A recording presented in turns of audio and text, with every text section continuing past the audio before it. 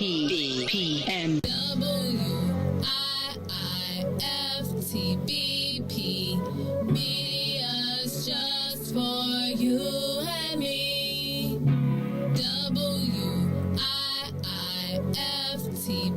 WIIFTBP. Media's just for you and me.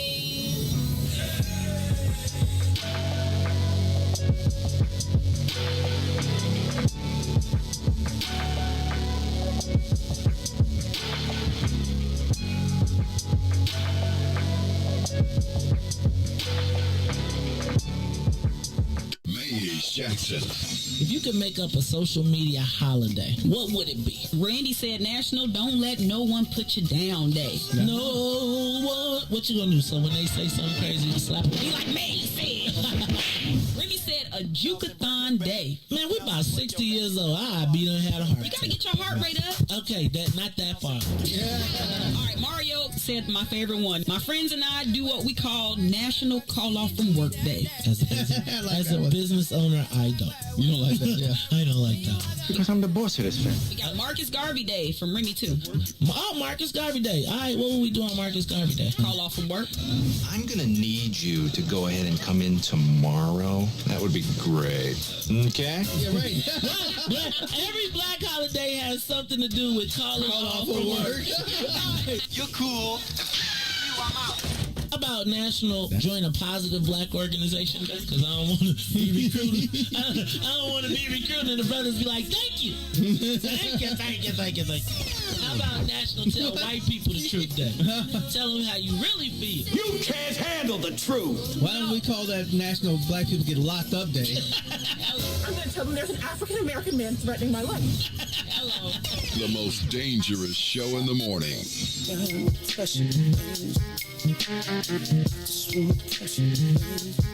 Yeah, man.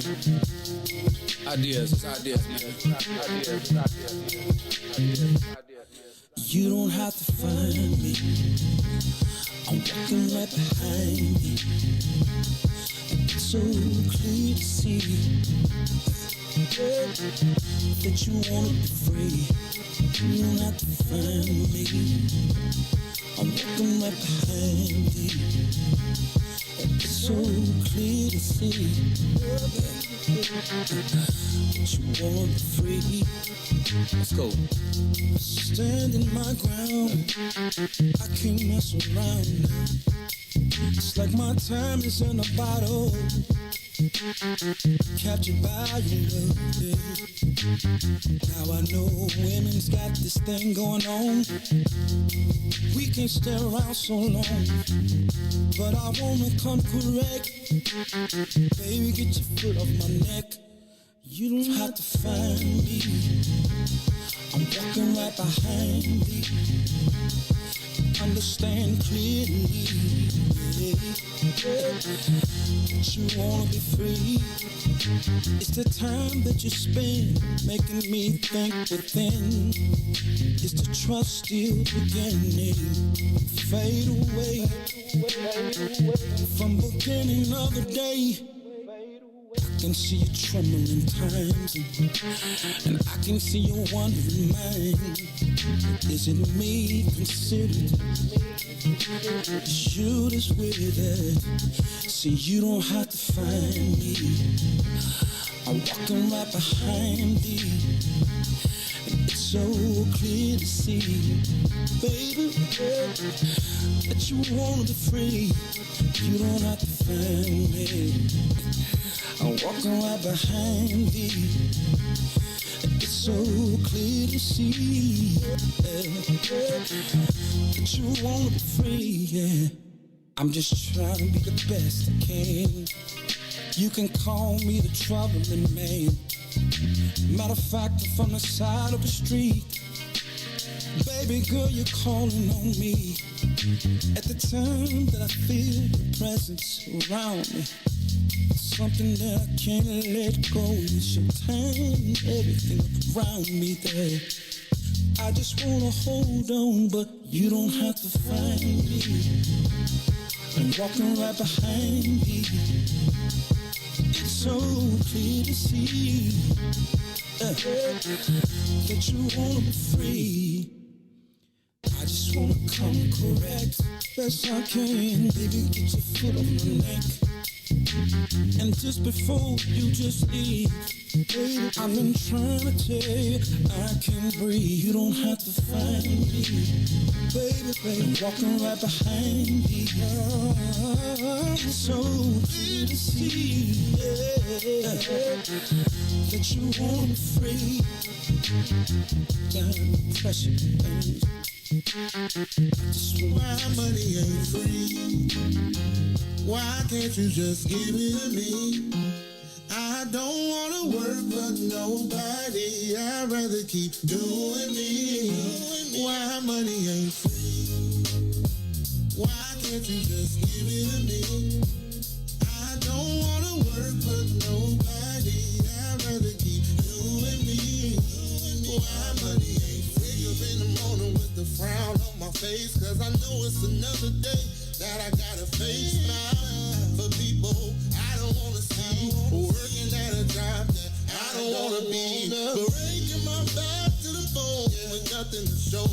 But I got dreams and goals. But as soon as I clock in, I'm ready to go. So there's one thing I gotta know: why money ain't free? Why money ain't free? Why can't you just give it to me? Give it to me. I don't wanna work for nobody. I'd rather keep doing me. Can't you just give it? Why can't you just give it? I don't wanna work for nobody. I'd rather keep doing me. Why money ain't free? Working in that 9 to 5, got your girl hella tired. Why won't they let me be? Now I understand why my mama always used to ask that I think money grew on trees. I got these bills after bills and they just keep coming. Working overtime, but my pockets ain't flooding. Yeah, my funds low. A dog life is scarce. Why money ain't free? Why it ain't free? Why can't you just give it? Why can't they just give it to me? I don't wanna work for nobody. I'd rather keep doing me. Why can't you just give it to me? I don't wanna work for nobody. I'd rather keep you and me. Why money ain't free? How the money ain't free. Every 5 minutes kids bothering me. They seem to think that money grows on trees. Always asking for allowance and clean one thing. Sick and tired of my funds being low. Spent the whole bag on the groceries at the store. Got a little something, but I need a little more. And I'm a single mama, you should already know. Why money ain't free? Why the money ain't free? Why can't you just give it to me? I don't wanna work for nobody. I'd rather keep doing me. Why money ain't free? Why can't you just give it Won't to you me? give it to me? I don't wanna work for nobody. I'd rather keep doing me. Why money ain't free? Why the money ain't free? Why money ain't free? Why money ain't free? Yeah, why money ain't free? WIIFTVPM. So this is what I'm going to do. Next, I want you to look up at the screen. See back there. So that's you in the corner, down at the bottom. That's the audience. Now, what I am going to ask you all to do is give my brother the biggest round of support. Show him some Chicago love. And in the midst of that, then Riis, I want to hear, and then I want to hear, hey, Ness. At one point, I'm gonna have to go, yeah. So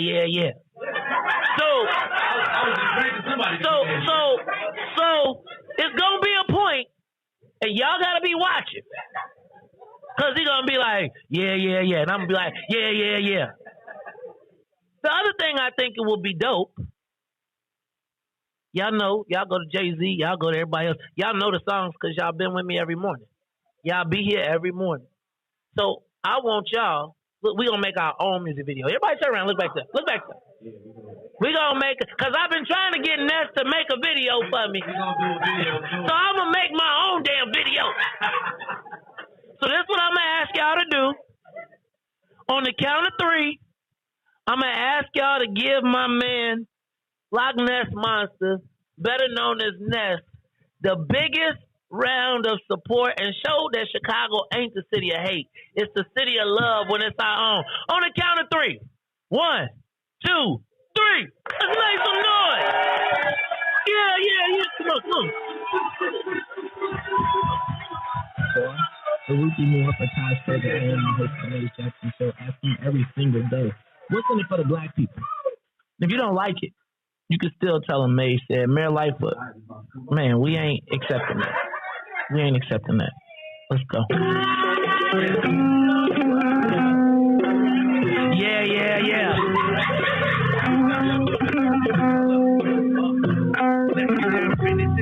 Dress is back.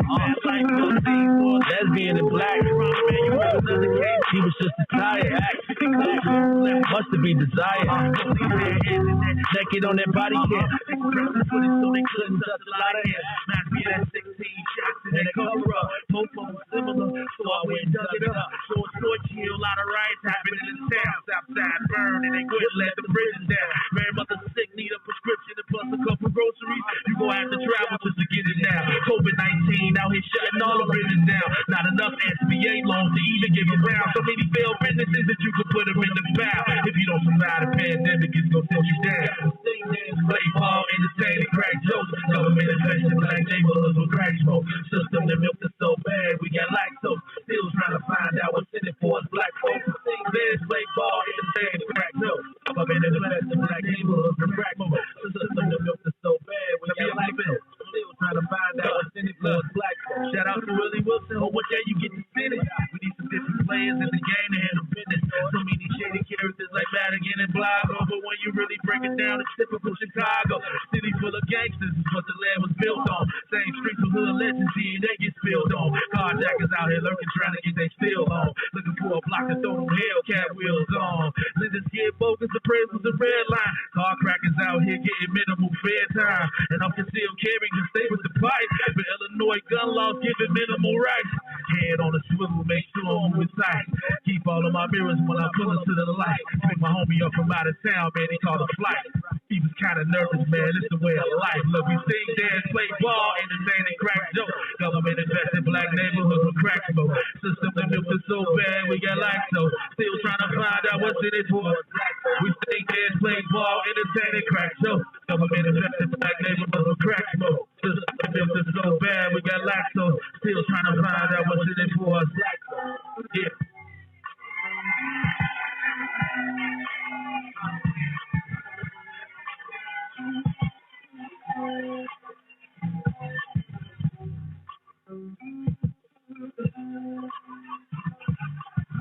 Blago woke up on that footage. Wake up, Chicago! Wake up, world. This is the Maze Jackson Show. I'm your host, Maze Jackson.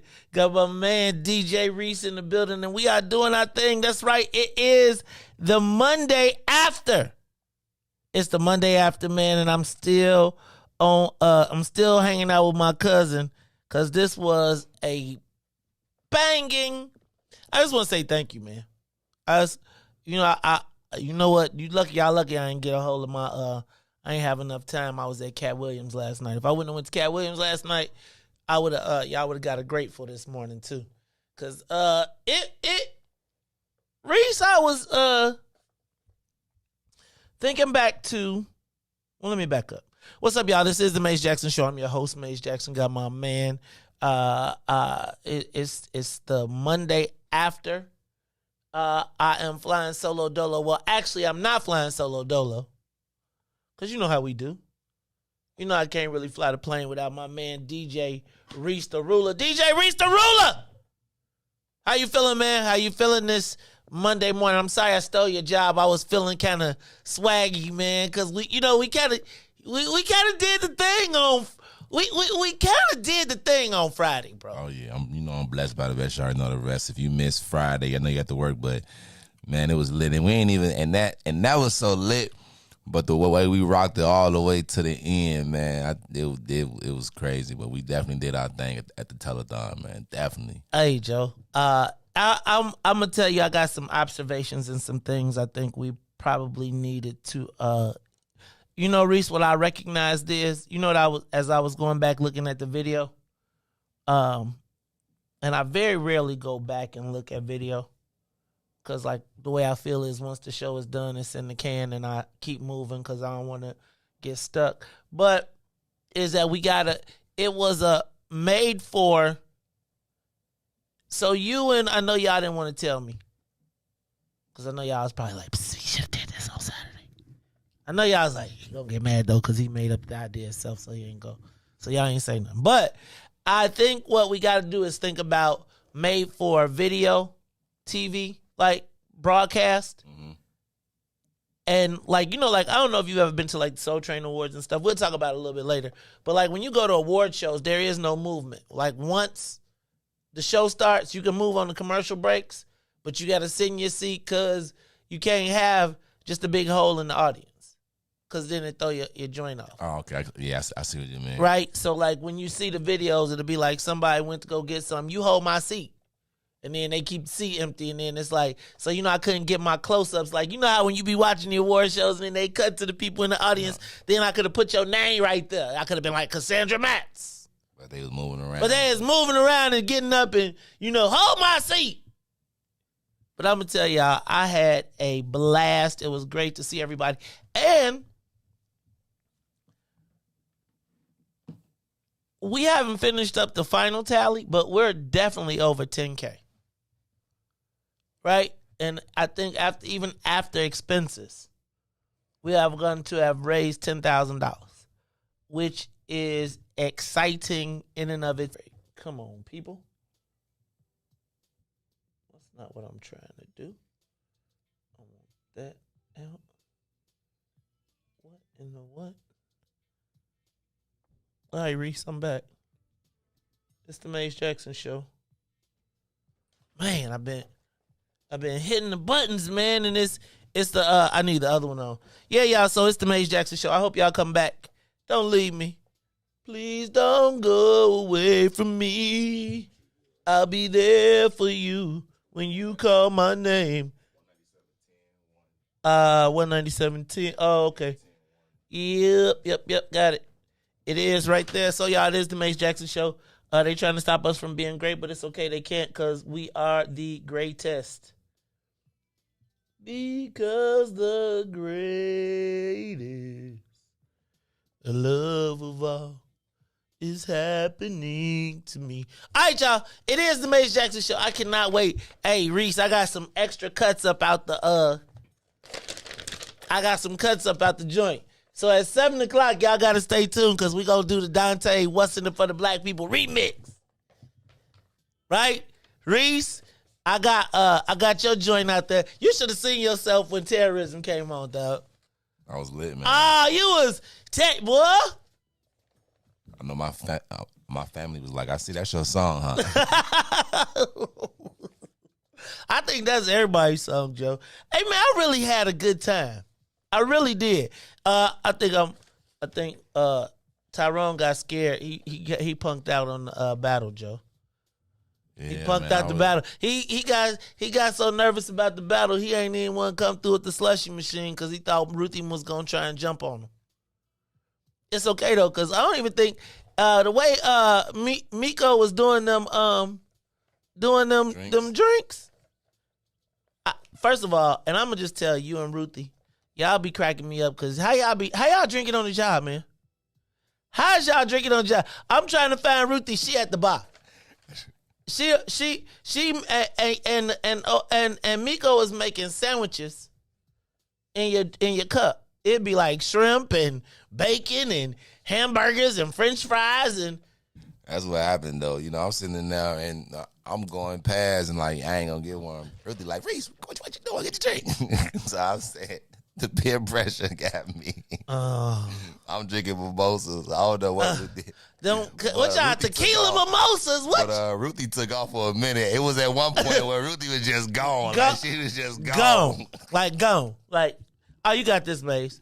I was look, New Era Chicago, Sadiq. I did like 5 interviews. We did 3 whole music sets. Ruthie came back. It's all right, though. It's all right. I understand. Man, Riis, I shout out to everybody who made it possible. And, you know, my Mace for Governor sign. Did you see that? Oh, yeah, man. That was dope. They was in the front row blocking everybody, but it was all good. Can I tell you one of my favorite moments of the whole thing? And then we gonna come back. Was when Boosie was on the live video. So I would have took off with Dante. And she was like, oh my God. And dog, it's funny because I was walking through the crowd and I was like, who is this? You know how you know somebody, but you can't. I was like, Dante. I felt bad for Maurice Mahan. That's how I was. Well, you know, because he said that, ironically, Maurice Mahan is who taught him how to sing the song. So it was like, good. But no, it was just so crazy because they like, hey, man, can you play this on the board? And so I'm looking at the song. I'm like, Dante here? You know what I'm saying? Because I read the name of the song. And so then I look and see him. And then I'm like, man, but one take, he went that and smoked that. he did the, what was that? That's how he did the, when Prince did, what? Remember in Purple Rain when he did like 2 songs and walked off the stage? Yeah. And they was like, that's how you do. He did one. I tried to get him to do another. He was like, no. He smoked. Yeah, it was on fire. But it's all right because he did. The rendition was 11 minutes. So he did a whole little, wait a minute. This song don't have no bridge, so we gonna have a bridge. Black people bridge. Wait, but it's a democracy. Look, I got that though. So y'all got to tune in at 7 o'clock. Because at 7 o'clock, Riis, we going to go back to the road, right? And, hey, I want to also let y'all know we are still taking contributions, raising money for our billboards. It is Wiftaba Media. Cash App is $ Wiftaba Media, or it's admin@wiftabamedia.com for PayPal and Zelle. All right, Riis, it's the Mace Jackson Show. But you know what? Just as we were ending, the verdict came down. That Killer Kyle got off. And Riis, I'm going to be honest with you, I'm torn. I don't really know that. Well, first of all, I'm tuning in to Tucker Carlson tonight. I don't care what y'all say. I'm tuning in to Fox tonight because you know he doing the interview with Tucker Carlson tonight. Killer Kyle. Did you know what he said too? He said he actually supports Black Lives Matter. He said it ain't got nothing to do with race. He said it had to do with his self-defense. So, Riis, I don't know if people think I've been trolling, but I really don't know that this black people business like that. And I know that we love vicarious justice because we don't get it. But I just don't know if this is our thing, Riis. I just don't know. So we're going to talk about that at 7 o'clock. Riis. Hey, Riis. Psst. You can't be you can't be posting that if you're going to be the Bears reporter, man. It's like they going to be looking at you like you ain't going to never get a question in. You ain't going to never get a question in, Riis. They going to be like, dog, they going to be like, I saw you. Riis, we know they trash. But you, Riis, as the soon-to-be Bears correspondent, who was just on the Zoom call, who left me to go do the Bears, Riis. Got a good question. Riis. That's because they knew you was going to post. They trash. Riis, nobody want to talk to nobody that call them names. Yes, they do, Steven. They do it every day.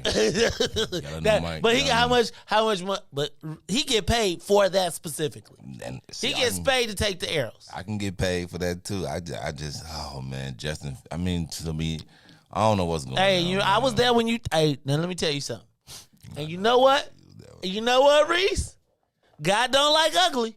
As soon as that happened, you know what I thought about? You know what I thought about, Riis? I thought about you. I thought you can't be wishing no injuries upon no people. And I remember when poor Andy Dalton got hurt. And then old Justin get hurt, same kind of way. And all I can remember is Riis coming in with his hands stretched up like it was a touchdown. Stretching, man. I got you, Riis. I got you. How ironic was it, though, that Andy Dalton comes in and throws 2 touchdowns only to be let down by the defense with 30 seconds left on the clock? Or did the white man design plays to make him look better? Because the plays that Andy Dalton was doing, I did not see Justin Fields, though. When I see Justin Fields back there, it'd be like, throw the ball 2 yards, do this. Then the white man get back there. He can pass the ball. That's because he is a traditional quarterback. He's a classic quarterback. Justin Fields is a multi-talented. So they want to turn every black quarterback into Michael Vick. But it's okay though, Riis. I'm just telling you. That was a letdown of, hey man, and I don't like Tony Romo when he be calling the games, dog, because he be just a little too honest. I'd be like, Tony, I appreciate your analysis when it's somebody else, but I don't like when he called the Bears games. I just don't. Got it? I don't. I really don't. All right. Oh, check this out, y'all. So I'm going to try to work in collaboration. Did you all know that they are reviewing the gang database? So they are right now, open public comment is available on the CPD website on your thoughts on the gang database, what should happen, how it should. I would like to see us comment on that, right? I'd like to see if anything that we talk about is incorporated into the gang database. Riis, you in the gang database? Look. What you was, Riis? No, sir. I'm not Riis. in the gang database. Riis, you wasn't in the gang database? I am. Oh, was you in the organization database? See? What the law put down there and what Riis, I what am would they have in. put in there? What would they have put you in there under? I do not. He is from out west, man. So I know we can't. If you're from out west, you can only be from like one block and be folks. Like 2 blocks, really, because I don't think it is nothing. I don't think there really is that many GDs, any BDs, anything out west like that. They out there. There's nothing. Barely. And you from out west, Riis, so we're going to have to figure out what. But you know what? You did tell us you was from that block where, you was with the foes, Riis? Is that what it was? Look, Riis like, yeah, hey, man, I understand, Riis. It's cool. It's cool. Day's over. So when you was, though, what y'all think Riis was? Guess. All right, y'all. Look, hey, y'all Riis from out west. He went to he was probably like one of them. Like, what's like the mixed gang, right? Like I could see, like, nah, you're not like you probably be like one of them, like a Simon City Royal type dude, right? Or you be all, the mixed.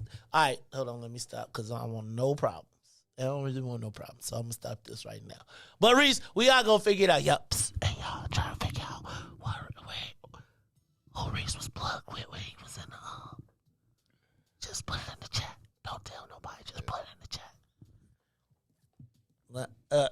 All right. It's the Maze Jackson Show. Have y'all been looking at the Chicago Coulee High? Them pictures been really great, actually. Like, they have really been some really cool pictures of, like, all of the old school, like, stuff. Old Chicago when black people was, like, black people in Chicago. Like, when we was, like, for real, like the majority, like when it was 1.2 million black people here. Can you imagine that, Riis? Like it was at one point, it was double the amount of black people that live here now. No, Brandon, I don't know about that. I see more. Well, I'm gonna stop. I still see. Yeah, I see Riis over there with the melded, like the mix, Riis, and he got that blind pony, he got the blind, you dig, in the back, you know what I'm saying? He be like, what a 2 on Holmes? Gotta blend in. Right, and you live in one of them blended areas. That's why I said, like, you probably like a Spanish, let me stop. Luchador or something. Luchador for life.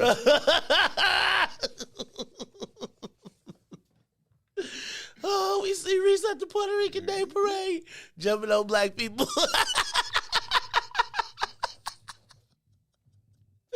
Oh, God. I don't know what's wrong with me today. Look, y'all, it's the Maze Jackson Show. I think I'm still high from the... No, guys, I mean, on a natural high from the telethon, and I'm just glad to be back in the studio, too, because it was a little different. But, Riis, I also had so many more visions for shows that could come out of that, Lil, you dig? I think we got to be really intentional about, like, lighting and all of that stuff next time, because I think we really had a show, like a real good show, that I wish now, looking back on the video, we should have thought about the video post-production. But what I will tell you is, here's what I know. Well, I'm not going. It was a great show. Thank you to everyone who came out. Let's take a quick break, and then when we come back, we will finish these headlines and then get to the social media question of the day. This is the Maze Jackson Show, and then don't forget, 7 o'clock, we are going to play the extended "What's in It for the Black People" remix version of "What About My Love." Y'all, it's gonna be great. It's the Maze Jackson Show. We'll be back. The Maze Jackson Show will be back after this break. WIIFTV PM.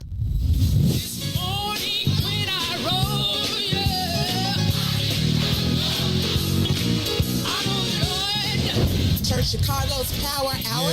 I'm your host, Angie Mims, and Terrence Keys, TD, a.k.a. Terrence Daniels.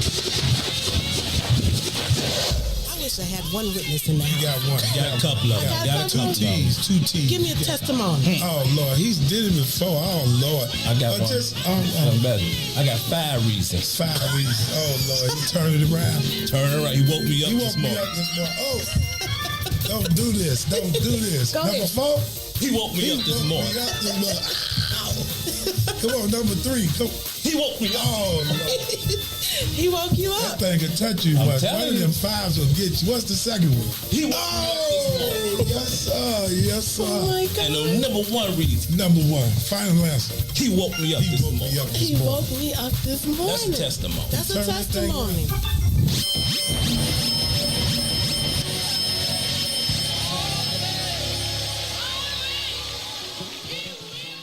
And now, traffic and weather. Yo, who said devotion had to be sad? Yo, check this out. The Lord is my shepherd, and I want. He's making me to lie down in green pastures. Good morning. What's in it for the Black People Media family? The time is now 6:37 a.m. And I'm Riis the Ruler with your Chicagoland area sports, traffic, and weather update. In sports, the Chicago Blackhawks will beat the Canucks 1-0 over to the NBA. The Chicago Bulls storm back in the fourth quarter as DeMar DeRozan drops 31 and Bulls win 109-103 against the New York Knicks. In the NFL, the Chicago Bulls lose late in the fourth quarter, 16-13 to the Baltimore Ravens. Now with the traffic on the Kennedy O'Hare to the Loop, 20 minutes outbound to O'Hare 16 on the Edens. From Deerfield to Exchange, 28 minutes outbound will be the same. On the Eisenhower, it's 30 minutes both direction. That's Thorndale to the Loop as well as back out to Thorndale. On the Stevenson is also 29 minutes in both directions. That's from I-355 to the Dan Ryan as well as outbound. The Bishop Ford from I-80 to the Dan Ryan is 32 minutes. 30 minutes back out to I-80. The Dan Ryan is 15 minutes to the Loop, 14 minutes back out to 95th on DuSable Lakeshore Drive south.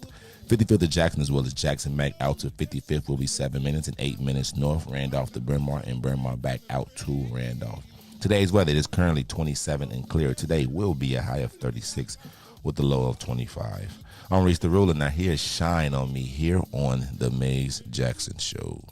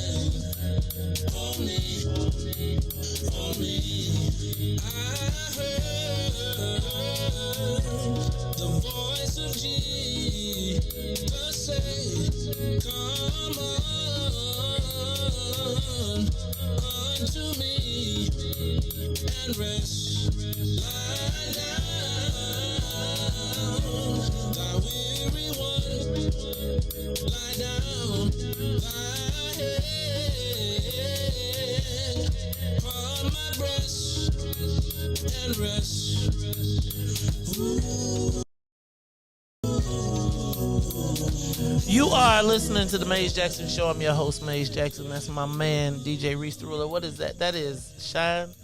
There's a Shine on Me. That's nah. They messing. If y'all know me, Put a little house with it. no. Oh. That's what I got out of it. No. You know that song though, right? That's Reverend Bass song. Yeah. Nah, that's the Reverend Bass original. Like, that's the song that make me go to church. That's one of the songs that made me go to church, the original version. So they threw me, I don't like house music.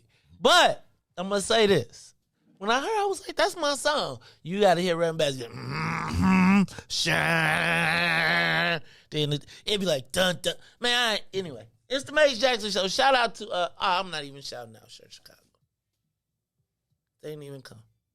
It's okay though. It's all right. 'Cause I started to leave a bill in the seat. I started to be like, all right, that will be $500. We'll take a $500 donation from church in Chicago. Because, you know, on the first Sundays, it's tithing Sunday, the first Friday. And I had noticed that your offering plate was a little light, so I will invoice you for your tithing offering. And remember, at the Church of Whitstable, the tithes, because we get you closer to God, are double the price. Just double. I am Minister Mays. Y'all check me out every Sunday from 6. It seems as though I'll be on from 9 to 10 very shortly. I see the Board of Trustees is going to have to visit and make sure that you all understand how we do here at the Church of Whitstable. This is the Mays Jackson Show, and I'm back. It's the Mays Jackson Show. Hey, Riis, couple more headlines real quick before we get into the social media question of the day. Did you see the casino bids are opened up? What I want to understand is, how does Neil Bloom get 2 out of the 5 shots? Like, how do you get 2 bids? It's only 5 bids and you in 2 of them. Don't that seem like kind of fixy? Like, it's kind of fixed. Like, you put, can you play 2 hands of poker at the same time? In the same game? Not really, unless you're cheating real good. I mean, can you say, I'm going to put a hand in and a hand in, and whichever one win, I get the most money? And if you got the money, you could play 2 hands, so you could just beat everybody out just because you got enough money to beat everybody out on GP. You could raise twice. You could ask double. You could shift. You could be like, well, we negotiate. That ain't what I said. That's what Chicago boy. Lord have mercy, Jesus. It's the Mays Jackson Show. Did you see the Proud Boys are popping up in local debates now? They showed up in Downers Grove, and they were involved in this queer gender book. Have you seen this story about the book, Queer Gender, or something along those lines, where they got pictures of queer gender stuff in the school, and there's a big fight because parents are saying, we don't need you can have the book, we don't really need the pictures. And so the Proud Boys showed up to the meeting, and now the parents are like, we ain't them, but they support our cause. So it's going to be interesting to see, Riis, and I think it's going to play out. What I was thinking about was what it means to the kids, because they said the Proud Boys were at the meeting, and the kids were there. Now, remember that video of that black girl we showed, or the white girls talking about the black girl? Here, maybe I should show it to you. Here, in case you forgot. Riis, I'm gonna play this video just because I think it's important that y'all remember this. Riis, please, if you are easily offended, please turn your ears down. But here we go, Riis. No one wants niggers. No, I'm sorry, you are so dark that you. Yeah, that's you. And you're so hot. You can't get anybody. You're not. You're so. It's already stored inside. You can. It ain't the road. Rot in hell. You made them leave. It is playing. You dark ass nigger. Dark ass chocolate bar. Get the out of here. Can't get anybody because nobody likes niggers. No one likes niggers. Let me go back, because I think this is important to put in perspective what's happening now and how this could play out in the suburbs. No one wants niggers. I'm sorry, you are so dark that you can't. And you're so hot. You can't get anybody. You're not. You're so. Ruin someone Kendall's life. You can rot in hell. You made them leave. You dark ass nigger. Dark ass chocolate bar. Get the out of here. No, can't get anybody because nobody likes niggers. No one likes niggers. Nobody likes them. No one likes them. Kill yourself. yourself right this time. Do it right. Please, Cut your deep enough. wrist. Put your Cut wrist deep enough this time. Or tie the rope higher. Like, what? What the? Yourself. Kill yourself. You made on summer league. Kill yourself. So, you remember that video? Oh, yeah. So I was just thinking about being a black student in a school where these cultural debates are now moving into the space of, Riis moving into the space of the Proud Boys getting involved. It's a gender fight. It's a moral fight. But I do feel like they were talking about, the students were saying that the Proud Boys were sitting behind them while they were expressing their opinions and snapping on them. Now, my challenge is, who protects the black kids in these scenarios? Like, if the Proud Boys are sitting in your city meeting, you know what I'm saying? Like in your school board meeting, and they sitting in the back with a group of them, who is there to protect the interests of the black kids that are there? And I'm not there, and it's a conundrum because I'm not there to protect I don't know that they need to be teaching all of the same things in the school, but there's a double entendre. So I'm going to talk about it in relation to this Kyle Rittenhouse thing and what we need to be doing, or not what we need to be doing, but just thinking about how this all plays out. And speaking of that, Riis, December 18th and 19th, we are having a concealed carry class. All black. We're going to be doing it at TP. It'll be a $250 fee, but you will get everything done on site, right? You'll be your one-day training, plus then we'll leave the next day and go to the range, and you will get we're going to do it all in one weekend. So I'm looking for 20 people who want to join me in taking a concealed carry class. It will be black-specific, black instructor, everything done on site, and it will get you certified in multiple states. So if you are interested in that, stay tuned. There will be information posted shortly.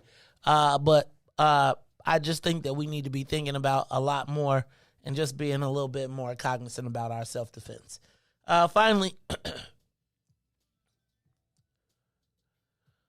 did you all see the Sun-Times today? If you have not had a chance to look at the Sun-Times, check out the digital version if you have a subscription, or grab one. Byron Allen teamed up with Bobby Rush and took out a 2-page ad in the Chicago Sun-Times calling for the firing of the McDonald CEO. And they listed all of the board members, and then they called him a racist, and they did a whole bunch of stuff. And guess what it was all based on? The same meeting that the black preachers had to absolve him. And so now what I want to tell y'all is, and so I had posted last week, should he have been able to say it? You know, some black people defended his right to say it, right? I really think that I don't know how much love. First of all, I like McDonald's because it taught me a lot. But I want to say within this whole, regardless of how you feel personally, within this, there is an opportunity for black people to extract. Does that make sense at all?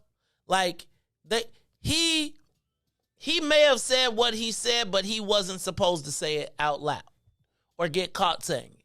He got caught. That's just the rules of the game, right? You can't say politically incorrect. True or not, you can't say politically incorrect stuff. Fair?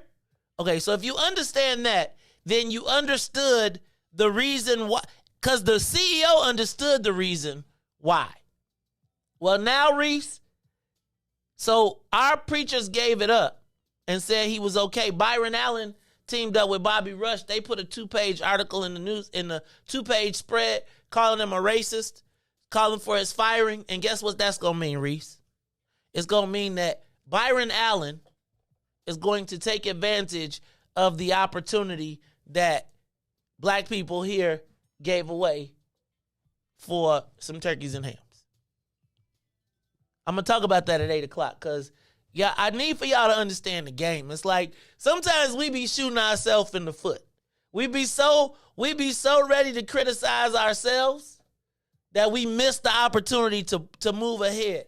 And it's like, can I tell you, no matter, that CEO don't love you. He don't care nothing about you.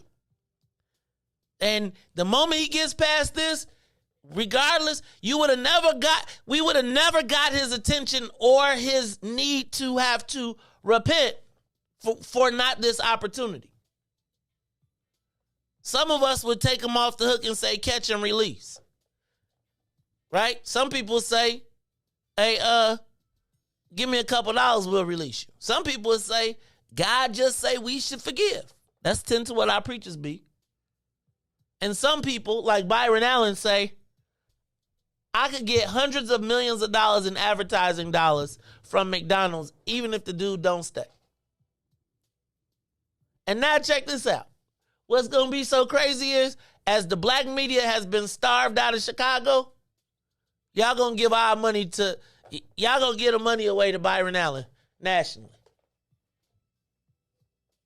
Shout out to Bobby Rush for teaming up with Byron Allen. But I think Byron Allen don't get to, so do y'all understand this? I'm sorry. I'm going to quit. It's the Maze Jackson Show. There was an opportunity there. We're going to talk about it, right? It was just an opportunity, right? Like, even if he knew he had to apologize, y'all think white people just be apologizing because no, they don't. He understood that there was something there that sometimes if it ain't your fight, just he don't need to, because guess what? He gonna take your statements and be like, see, they say it's true. Shoot, Bobby Rush got with the right team. And he a preacher, but he sure got with the right team on this one. It's to make, I was gonna do it, but I ain't gonna do it, Riis. Cause he had the never mind. It's the Maze Jackson Show. Hey Riis, you wake back there, you got the big, two things we didn't do. First thing we didn't do is we did not get the soul plane off the ground. So I'm gonna stall until you got it ready. But let's get this bad boy up and away. Let's get it off the ground. Let's get it up to 60,000 feet. This is the Maze Jackson Show. You are on the soul plane. DJ Riis the Ruler, Mr. Business in the front, party in the back. Maze Jackson flying this bad boy. We gotta get. Where we going today? Where you want to go? Where we want to take the plane? You want to go to Bama? Let's see. Yeah, you know what? What you thinking? You want to go to Bama? Let's go. I think we can get to. Let's go Louisiana. Let's go New Orleans. We're gonna fly to New Orleans and we're gonna be back in this trip, right? So in the meantime, Riis, now that we up and away, I'm gonna need you to do double duty and get me with the social. I need the big voice, man. Give me the big voice if you got it ready. Let's do that. It's time for the social media question of the day. Do black people expect justice in the court system?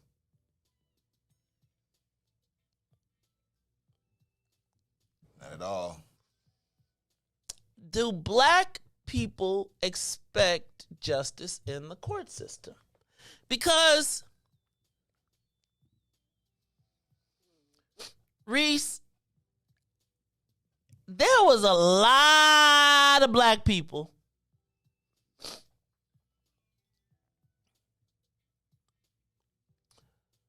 who, I don't want to say feigned outrage, but felt outraged because, Riis,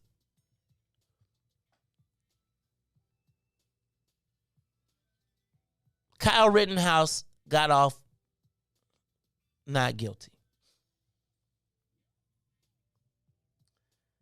And I'm going to tell you,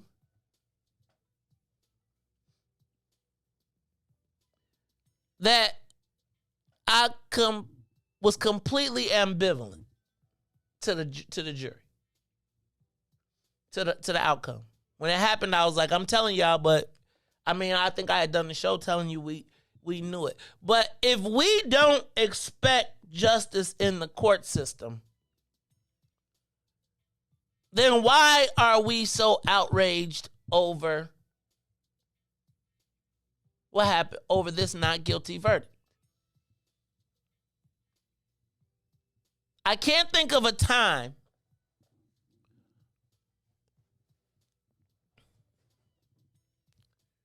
when it's part of the conundrum that we have as black people, right? So I will maintain to the end of time that OJ didn't do it, regardless of what I believe. You know why, Riis? How come? Because I'm just glad he got away with it. He beat the system for so many people that didn't do it and did. And I feel like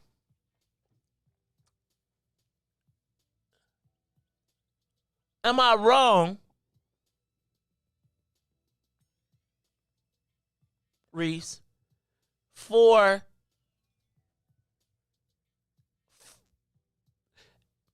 it's like it's almost a surprise when we do beat the system. When we don't get convicted rightfully or wrongfully. When the public defender says that we released more people from death row than we killed, when I was just thinking about a conversation we had with the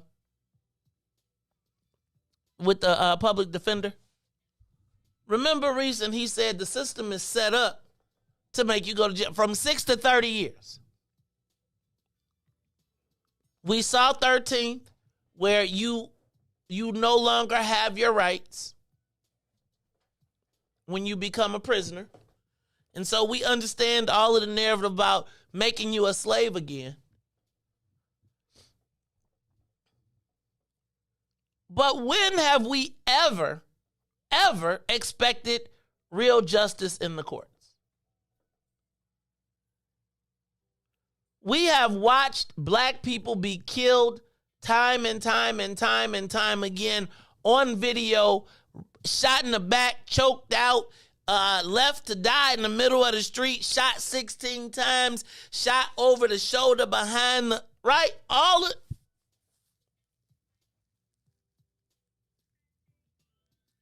And I have to ask,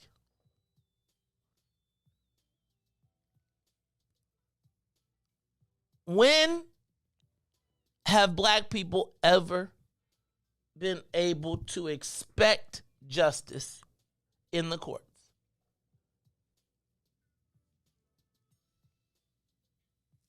And then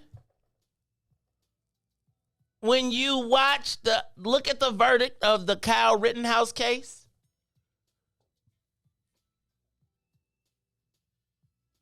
what was surprising? What about his ability?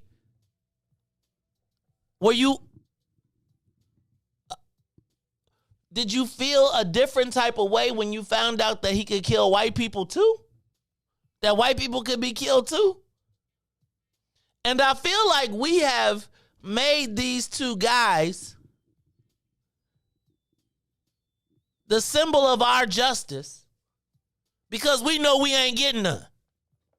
So we want to be outraged because these two white guys were murdered defending us.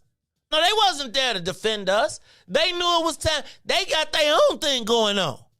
We just became the catalyst for them to get to mix it up. Remember the Warriors?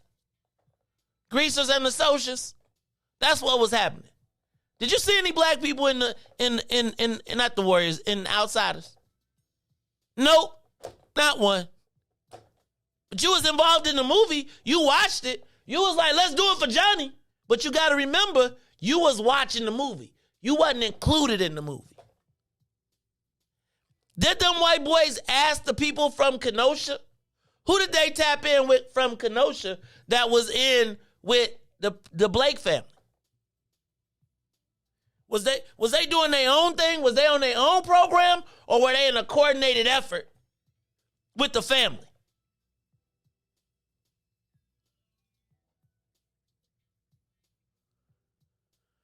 Whew.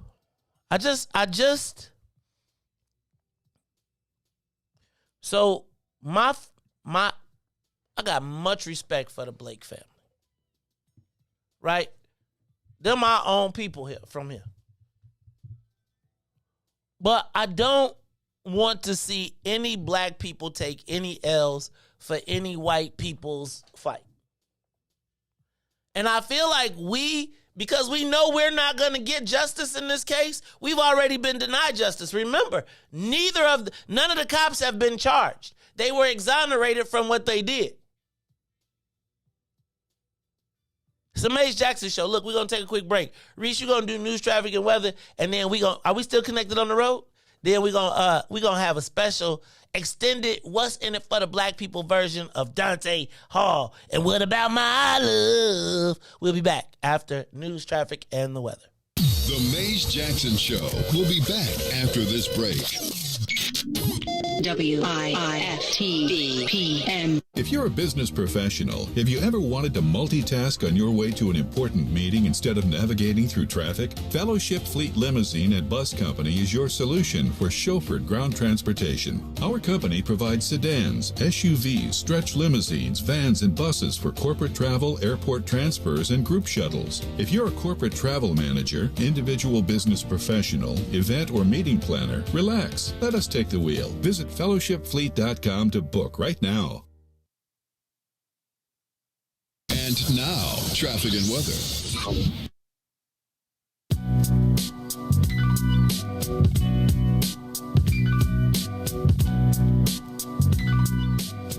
Good morning. What's in it for the Black People Media family? The time is now 7:03 a.m. and I'm Riis the Ruler with your Chicagoland area sports, traffic, and weather update. In sports, the Chicago Bulls will storm back in the fourth quarter as DeMar DeRozan drops 31 to lead the Bulls to a 109-103 victory against the New York Knickerbockers. Over the football, the Chicago Bears will lose a late game 16-13 to the Baltimore Ravens yesterday. And in NHL, the Blackhawks will shut out the Canucks 1-0. Over the traffic on the Kennedy O'Hare to the Loop is 33 minutes. Outbound to O'Hare will be 19 on the Edens. Inbound from Deerfield to Exchange will be 38 minutes. Exchange back out to Deerfield, just 28 minutes. The Eisenhower, Thorndale to the Loop is 39 minutes. Outbound to Thorndale will be 31. The Stevenson is 41 minutes from I-355 to the Dan Ryan and 35 minutes outbound.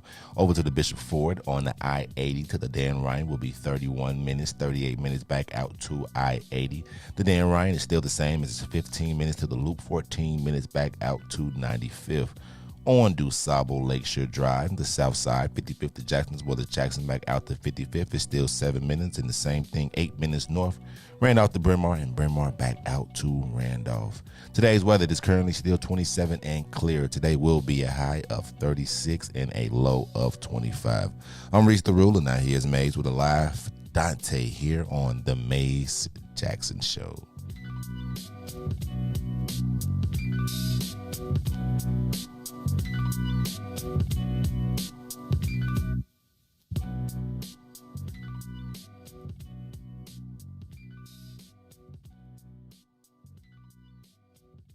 I sing gospel backgrounds for Donald Lawrence, Yolanda Adams, different people. And my father, he's just one of them. He was an usher in the church. My mama was from the church, but he was the usher. She had to make him come. He said, you always singing for them gospel. I don't want to say what he said, but gospel, well, whatever. And he said, you should do, your voice though is gospel, but regular. So you should do the regular song with it. And he was like, won't you redo Johnny Taylor? And he wanted me to redo Who's Making Love. But I said, I don't want to do that. I said, but what about My Love? Maurice Mahan had taught me I was doing open mics, and he had taught me the song on the phone. What about my? Like he taught me the whole song. So give it up one more time for Maurice Mahan, because he didn't have to do that about 15 years ago. And then I recorded it, did a video for it, first round Grammy nominated. It's so crazy. It's so crazy. And now y'all are here. The band is here. If y'all ready, I'm ready.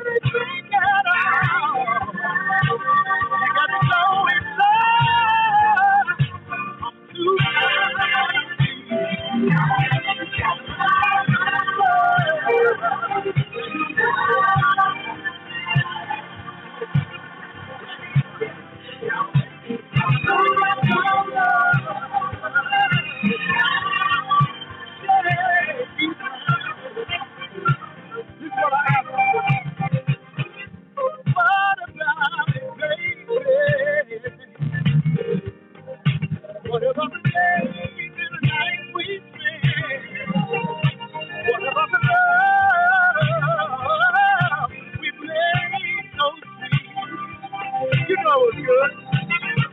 I'm sure you wanna leave. Think it over, baby. Girl, I believe. I think you just might wanna, change. Ain't no lie. You don't need that is right.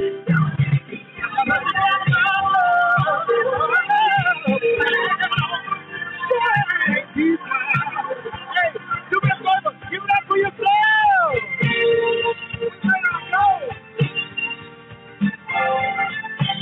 One time for Ray Jackson. Happy birthday to everybody. Step on. This is what I told you. What kind of way is that to treat your man? Oh, when I gave all that I never had, you got to go and do change, yeah. I'm with you. Before you walk up in the girl, are you sure you wanna leave? Think it over, babe. Girl, I believe. Listen, I've been the devil. Might wanna change your mind.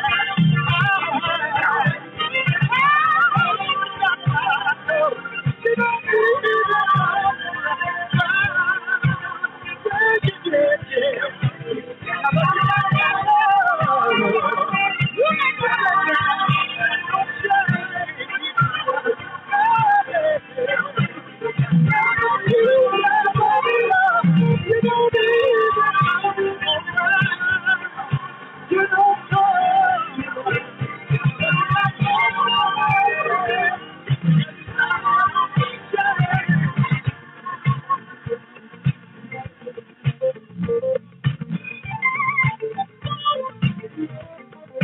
Put your hands together. Put your hands together. Oh, God. I had a conversation with her. It was something like this. Before you leave out the door, oh, before you leave out the door, baby, won't you change your mind? Hey, I'll do better if you change your mind.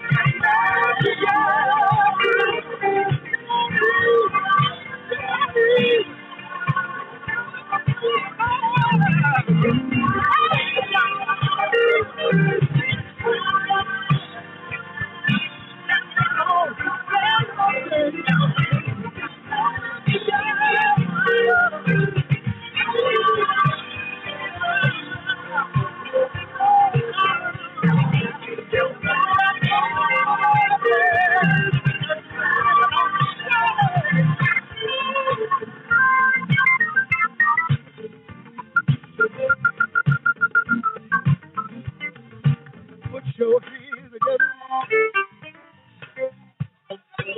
Put your hands together. Oh my. Put your hands together. Put your hands together. Oh my. I had a conversation. You want something like this? Before you leave out the door, oh, before you leave out the door, baby, won't you change? Baby, won't you change your mind? Hey, baby, won't you change your mind? Now look, I was praying to God. I said, Lord have mercy. Ooh, 'cause I need you. Yes, you. I know we can be happy. Baby, won't you change your mind? Come on, y'all. I'll do better if you change your mind. You got my love. You don't need it. You don't need it. Come on. You got my love. You gotta take it on. Take it on back.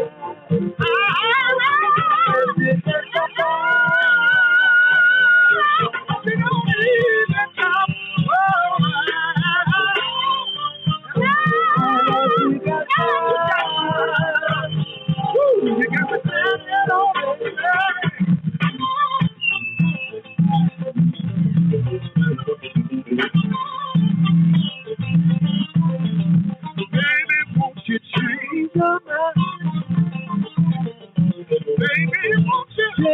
Hey, break it down, y'all. Wait a minute. Wait a minute. Wait a minute. Wait a minute. Wait a minute. Wait a minute. Wait a minute.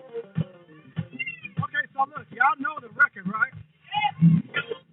So why don't we do a What's in it for the black people remix right quick? We ain't practiced. This is all off the dome. Can we do it right quick? So look, come on. Back in the day, I ain't gonna leave y'all fellas. Back in the day, James Brown would have something called The Bridge.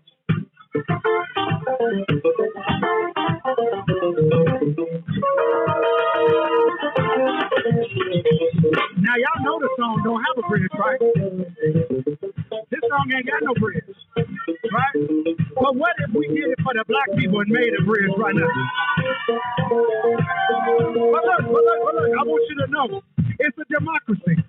So I'm going to ask you something, and if you want to do it, just, can I take it to the bridge?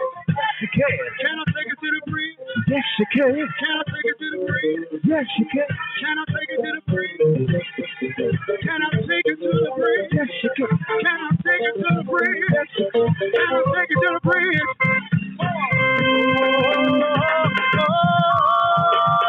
Yeah. Please tell me that you love me. Please tell me that you love me. Oh, no. Please tell me that you love me. Please, to the side. Baby, won't you change? Shit, we done got that rhythm. Baby, won't you change? What see that remix we just did? Baby, won't you change? Hey! Baby, won't you change? One more time to the bridge. Oh. Please tell me that you love me.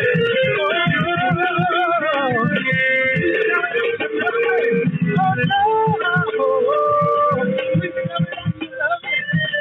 Please. Baby, won't you change your mind? Baby, won't you change your mind? Baby, won't you change your mind? Last time. Baby, won't you change your mind? I'm trying to think how to think.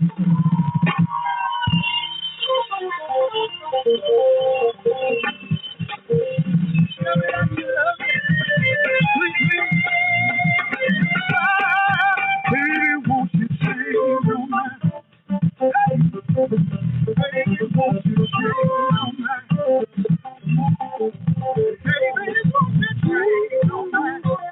Last time. Baby, won't you change your mind? I'm trying to think how to think.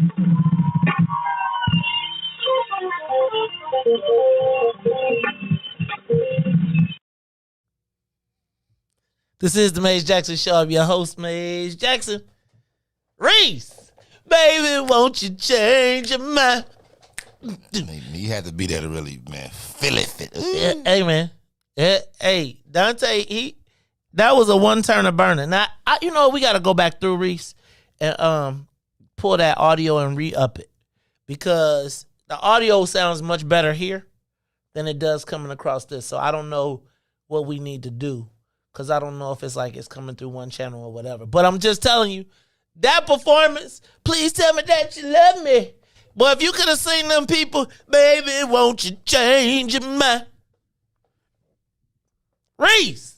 We gotta have to get that and add it to the collection. But we're gonna have to, we can only play that in the morning. You know how we get ready to go? It's so long. Hey, man. That's got to be the intro. Yeah, I can see that. Baby, won't you change your mind? Riis. Uh-oh. Don't miss the next one, y'all. The next one that we please, don't miss the next one. You never know who'll show up. Hey, man. It's all right. It's like people was calling me like, man. Nah, dog.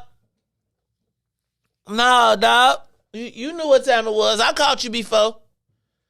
People be trying to shout out to the Book of Dawn. Let me send a big shout out to all the people who made it happen. First of all, did y'all shout out to Fellowship Fleet Limousine and Bus Company and Travis Latham for his support, man. He gave us like his commercial sound all official, Riis. He gave us like a real commercial. Shout out to Solo Beauty Supply. You know Nidra Williams always day one. Paula Smith. Some of y'all know as I can't say. You know she another one. What your name is? Intoi Dumela. Shout out to Cassandra Mass. You see Cassandra Mass big ball, and she said, if y'all raise another $1,000 in the next 10 minutes, I'll match it. But y'all raised $1,000. So we doubled our money right there. Shout out to Angela Kilpatrick. Angela was dropping them 500s like they was, all right, I see you out there. For amplifying their donations. Man, I had such a good time. Shout out to What Your Name Is. They was around there. Did y'all see them? You saw What Your Name Is? Shout out to Devin. And Ness came off the stage and Ness was like, I'm regulating.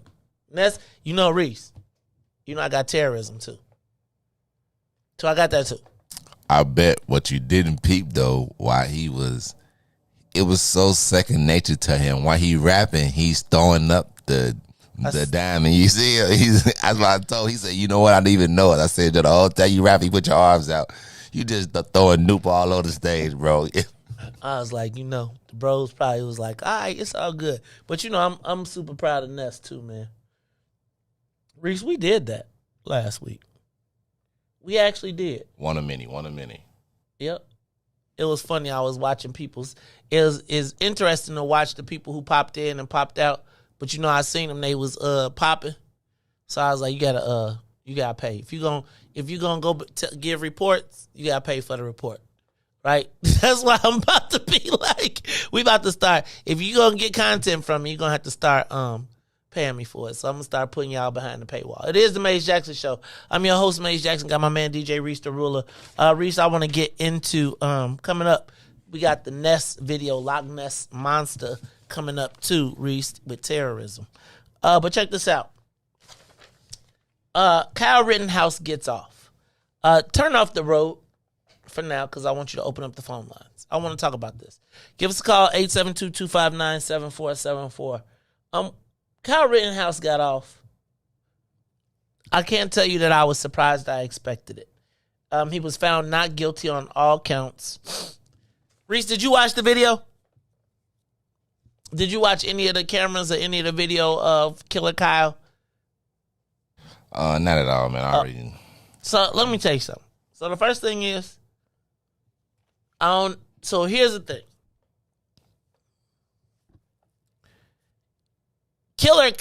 Killer Kyle was about to get his head knocked off with a skateboard. Right? Like,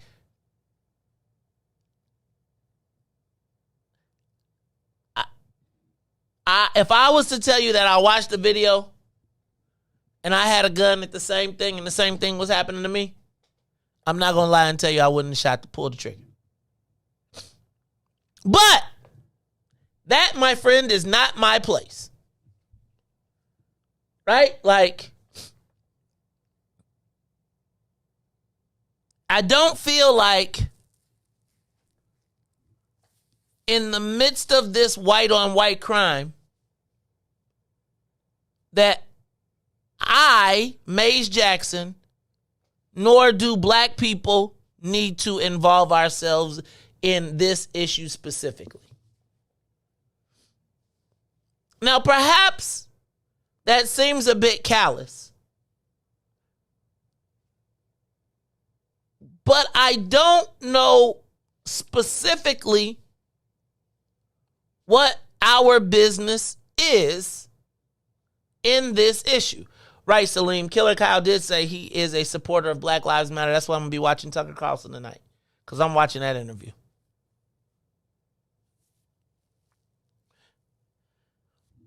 But I got to ask you,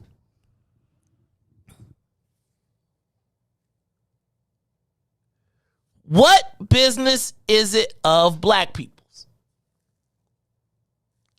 I would argue. So here's what I see happen. Jacob Blake was shot by the police. The black people of Kenosha in the daytime went to protest, march, etc. At night, when the mayhem occurred, there was a battle between white criminals and white criminals. There was a battle between white criminals. Right? Like the white guys I feel like there was the greasers mounted up and said the socialists are going to be in Kenosha tonight. Let's go. Now the socialists would be Killer Kyle and them. Right? The whole crew that was organized, weapon trained, that hit the call and said, we're going to Kenosha to defend the property, as is our duty as socialists. The greasers, feeling as though this was an opportune time for them to take a whack at the socialists, went up to Kenosha, where they had a giant greasers versus socialists battle. Now, if the greasers were with the black people, then who authorized them? Right? Like, y'all ever notice how we have protests and then it be the white people that show up that be instigating, that got the best signs, the biggest pictures, the biggest banner, and everybody be taking pictures and it seem like they're there for our fight, but they're really kicking it off? Do y'all ever notice that? It's like RevCom and groups like that and anarchists. And I'll never forget when we did the Black Friday March. And it was the first time that I realized that, like, there really are anarchists. Like, in Chicago, in these places that want to throw bombs, that want to cause violence, that are, like, I didn't realize it was like a thing. Like, I thought it was people in the basement. I didn't know they actually had meetings. And when I looked at that, I remember them being in our meetings as we was planning Black Friday, and they was talking about, yeah, we're going to bring bombs and we're going to, well, let me not say that. But they was talking crazy. And so I have a much different understanding. And I want y'all to think of, instead of thinking Black Lives Matter, I want you to think Occupy. Do y'all remember the Occupy movement? Remember that? Like, when the Occupy, when the white folks decided that they was going to fight back and they was going, right, and they started throwing bombs and bricks and they was busting windows. I need for you to understand that this fight was not between, like, when you think Black Lives Matter, think Black Lives, and you know what I think happened as I think about it? The Occupy movement decided to morph itself or hide itself within the Black Lives Matter organization. And so, Riis, my question becomes, what did that really have to do with us directly? Because if I look correctly, and you said that black people don't expect justice from the court system, then why do we feel a certain way for Killer Kyle? Did we feel like the Occupy people were there to defend us? I really just think that for me is more if it don't matter if it was the other way around. Like, no matter who, if a black man could have been defending whoever, we didn't seen us go or get shot or or get get killed for less, go to jail. Haven't we always though, Riis? Exactly. So it's like sometimes we want the white people to go to jail for less. Like we don't care who he was defending. If it was the other way around, it would have went the other way around. And that's what black people want to say. Like, we want the fairness. So we want vicarious sympathy. We want vicarious justice. Right? Because we know we ain't getting it. Right. So we know we ain't getting it. So anybody that look like they own our team, we hope that they get it. And by default, they're getting it means that there's some justice in the world. Is that what you're saying? Or maybe we could see a change. It's, maybe we could see a change and let them know, hey, maybe it ain't still how it is. Or maybe maybe the world is changing a little bit. But now for white people, you ain't saying it for black people, though. No, that's what I'm saying. So, like, if we get justice, then, like, maybe we can see, like, not like justice, but we get justice out of... don't, but if he get locked up, then he's like, oh, okay. But to not get locked up be like crazy, because if the black man, it would have been killed, first of all, because he's walking down the street holding a big old gun. Like, then to, like, get off, So can we agree that black people want vicarious justice? Can we agree that black people want... You all right back there? I hope that ain't COVID. You been out, man? You been wearing your mask? I don't go outside. All right, man. So I guess we want vicarious justice. Because equal justice, we know we ain't... Nobody in this trial gets black people equal justice. So can we agree that black people would be happy with the concept of... are looking for vicarious justice through this? Give us a call, 872-259-7474. 872-259-7474. Killer Kyle. What that got to do with black people? What that got to do with black people? Killer Kyle, the Greasers and the Socials had a battle. Right? I love the movie The Outsiders.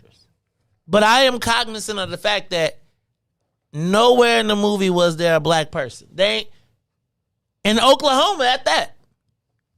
Tulsa. Damn.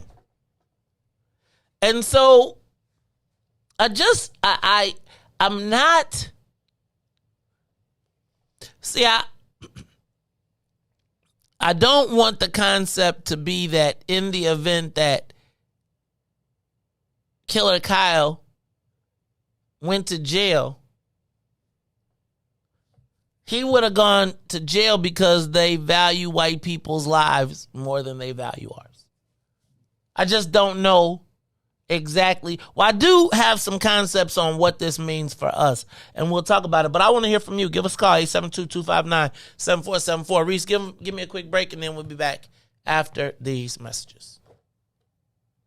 The Maze Jackson Show will be back after this break. WIIFTV-PM. If you're a business professional, have you ever wanted to multitask on your way to an important meeting instead of navigating through traffic? Fellowship Fleet Limousine and Bus Company is your solution for chauffeured ground transportation. Our company provides sedans, SUVs, stretch limousines, vans, and buses for corporate travel, airport transfers, and group shuttles. If you're a corporate travel manager, individual business professional, event or meeting planner, relax. Let us take the wheel. Visit fellowshipfleet.com to book right now. Well,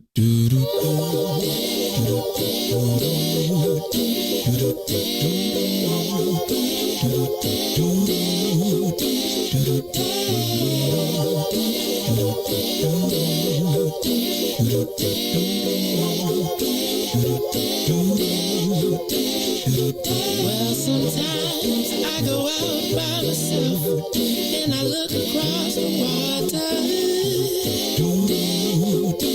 And I think of all the things, what you're doing, and in my head I paint a picture.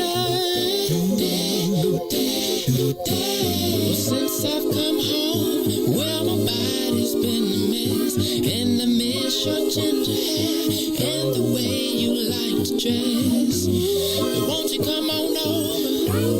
Stop making a fool out of me. Why don't you come on over,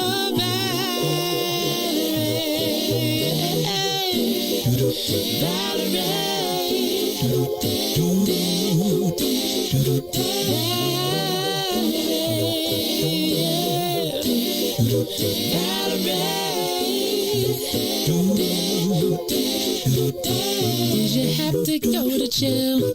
Put your house on up for sale. Did you get a good lawyer? I hope you didn't catch a tan. I hope you find the right man who'll fix it for you. And now you're shopping anywhere.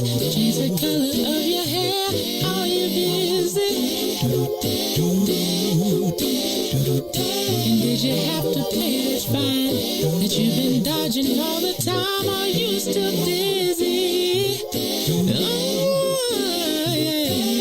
Since I've come home, well, my body's been a mess. And I miss your ginger hair and the way you like to dress. Won't you come on over? Oh, stop making a fool out of me. Why don't you come on over there?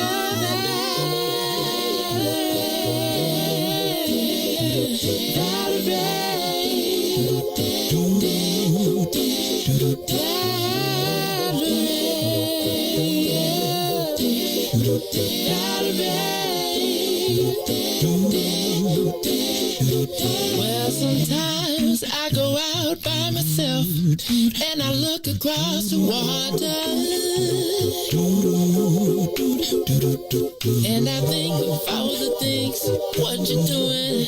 In my head I paint a picture. Since I've come home, well, my body's been a mess and I miss your ginger hair and the way you like to dress.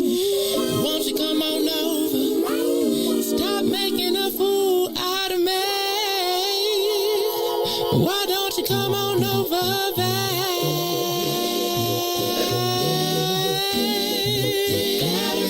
You are listening to the Maze Jackson Show. I'm your host, Maze Jackson. Shout out to the Salim Muwakil. You know, I be feeling like he hear doo-wop and Salim go back into his mode. Shout out to Salim. It was great to see you at the broadcast.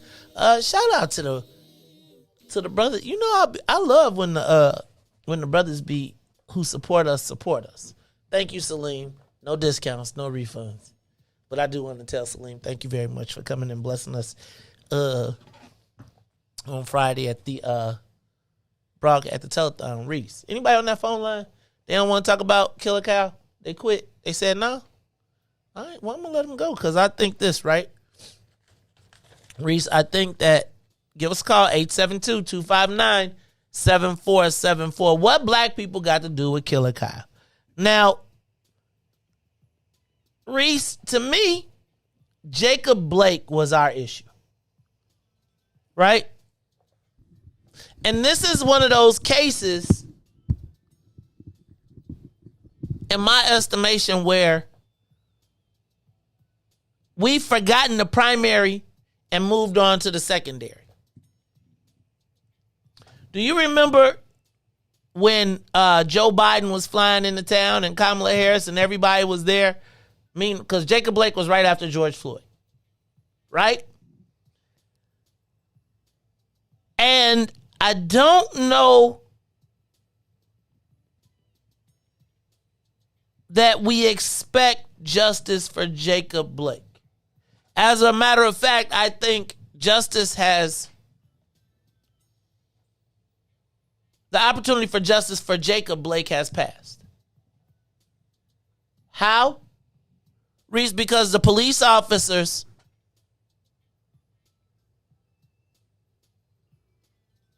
weren't even charged with misconduct for shooting him. Right? So, I don't want to say our fight is over there, but that was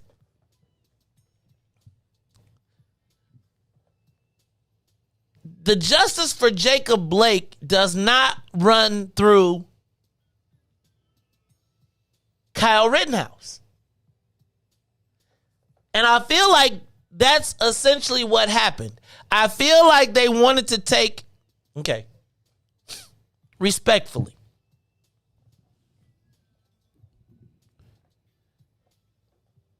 Jacob Blake presented a conundrum for liberal whites to defend. Right? Based on the charges, based on the scenario, based on the history, I don't know that they wanted to have that fight. Does that make sense? Right? Like, he was accused of, right, whatever, and dragging the baby mama in it and all types of issues, turns this into a complicated situation that doesn't fit easily into a narrative, if that makes any sense. Right? They accused him of a domestic abuse. They accused him of a variety of different things. So the challenge for liberal white folks who want to utilize this situation to draw our ire is they can't sell it to white suburban moms. It doesn't fit nicely in a package. Right?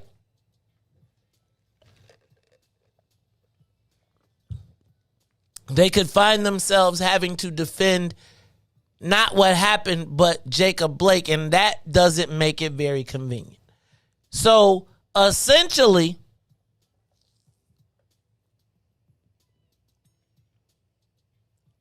Kyle Rittenhouse becomes positioned as the white supremacist, proud boy, blah, blah. And I'm not saying that he's not.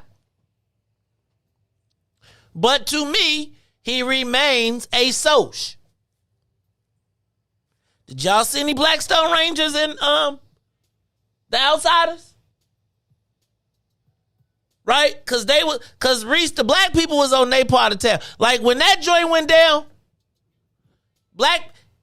it's just the same way it was in downtown Chicago. Like, black people is down to march. They down to, mix it up a little bit. But when you looked at who was climbing up the buildings, busting windows, fighting the police, it wasn't the people off the block. It wasn't the people from the neighborhood. Now, they went in them stores eventually. But Riis, the people that was fighting the police was not black people downtown. These black deaths become meetup places for the left. And when I say the left, I'm talking about the Occupy Antifa, who have cloaked themselves in the label of Black Lives Matter, willingly, with the assistance of Black Lives Matter, versus these neo-militant groups that exist. See, I believe that there is actually a civil war going on right now. It is not a declared civil war, but there are these skirmishes that are happening all over the country.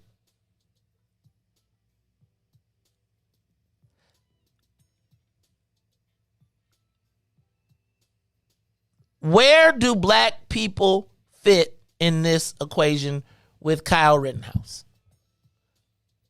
And people are like, Maze, you're being short-sighted. This means that they can kill you. That means that they can kill you at protests. Do y'all remember when they marched through Mount Greenwood and they had to get police to escort them out on the bus because the white folks was going to kill them? Remember?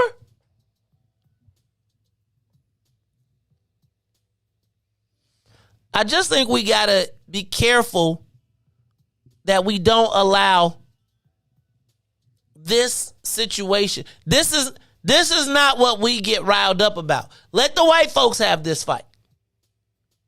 Respectfully. I don't know that black people should serve as I don't know that those two gentlemen are the proxy fight that I want to be fighting for. I don't know that those are the best proxies for our concern. Sounds kind of crazy to me. 872-259-7474. What role do black people have in this situation? Now, Riis, I'm going to tell you what I do think of in this case, though.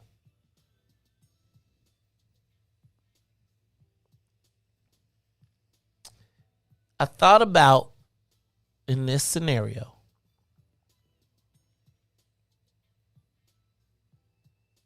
who's looking out for us?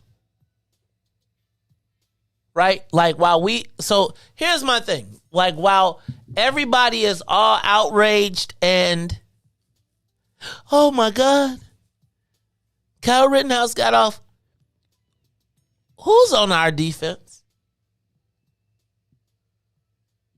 You know how we have all of these random shootings and killings and nobody can figure them out?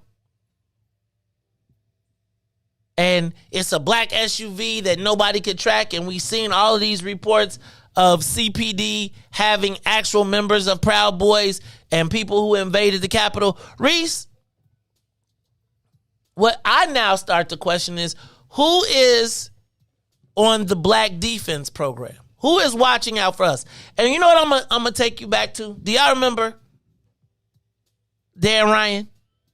I think I took pictures. Hey, Audrey, you being trolled, just so you know. You're being trolled.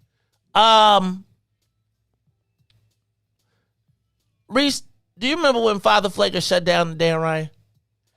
So when Father Flaker shut down the Dan Ryan, I went out to observe, right, and to record it.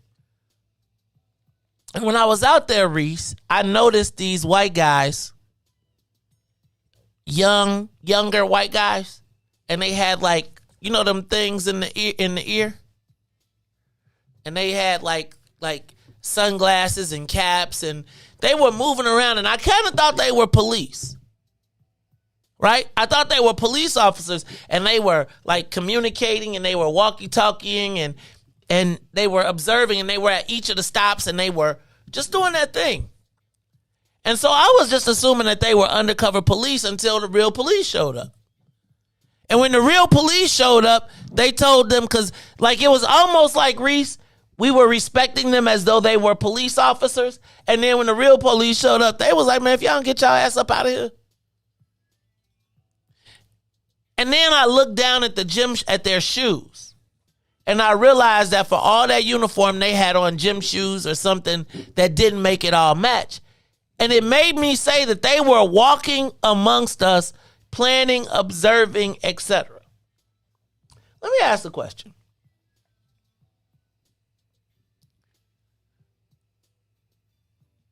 Is there any possibility that white supremacists are operating in the city of Chicago? Like, actively.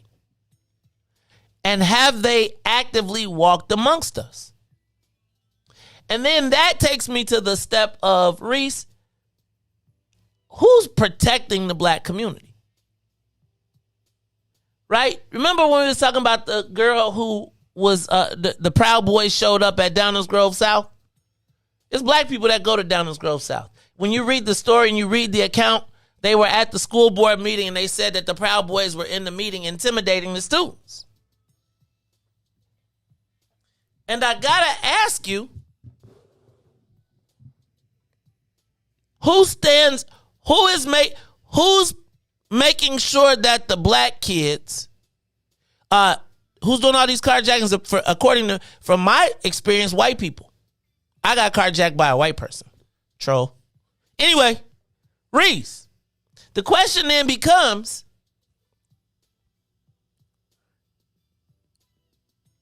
who has those black folks back and those black kids back? Because they said it's trickling into the school, into the classes, right? It's trickling into classrooms where students are now wearing Trump 2024 and taking a more proactive stance.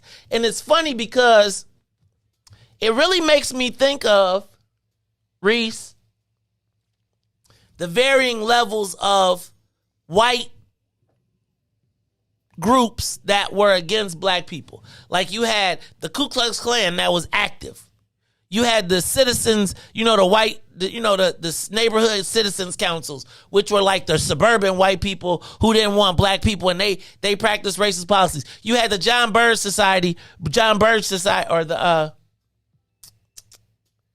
one where the doctors got together and said anytime a black patient comes in, they should not leave whole. So no matter what happens, you perform a surgery, you give them something so that they're right. It was all these varying levels of white supremacy.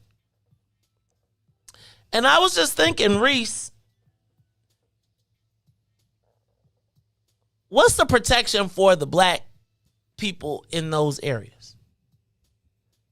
Right? So think about, like I grew up at a place where when we first got there, the black students, the population, we were outnumbered tremendously.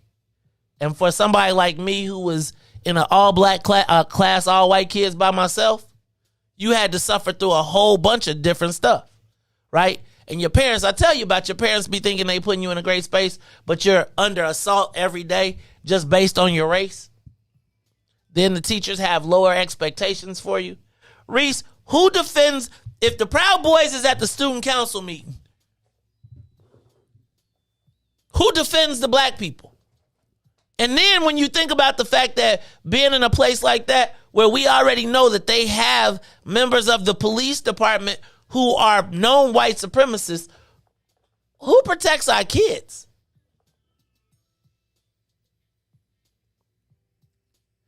I was thinking about this. See, I feel like sometimes we forget our history. Like, white people could come, white people used to be free to come into black neighborhoods and take who they wanted and leave out. That's Emmett Smith.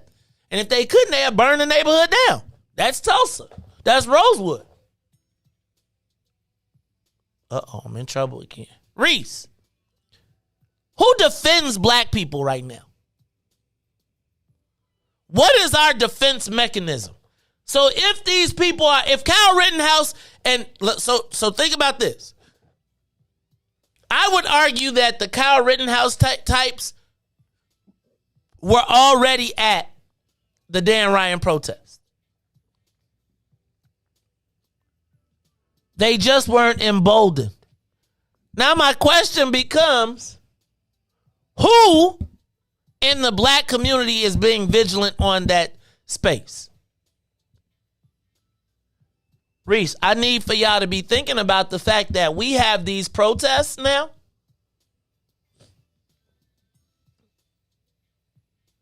Where, they said that the Proud Boys movement is exploding across the country. That the dude who showed up at this meeting is the Northern Regional President. They done been at Black Lives Matter marches, brandishing knives and weapons. Who protects the black people in this space? Are we even paying attention like that?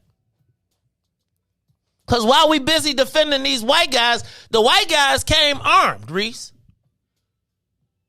Whether it was their skateboard and the quote-unquote paramedic had a pistol. Because, Riis, they're ready for war. The greasers and the socials are at it. They're using our neighborhoods as battlegrounds. They're using Black Death as the catalyst to meet. And what's unfortunate is, I don't know that the fight with them is actually with us. Now, I'm not saying they're our allies. But I think that there's a war going on outside no man is safe from. You can run, but you can't hide forever from these streets that we done took. You're walking right around with your head down, scared to look. You're shook. Y'all better start listening to New Era Radio. Plus, let me tell you what else, Riis. Got me really to thinking. This Kyle Rittenhouse combined with me getting carjacked by a white boy?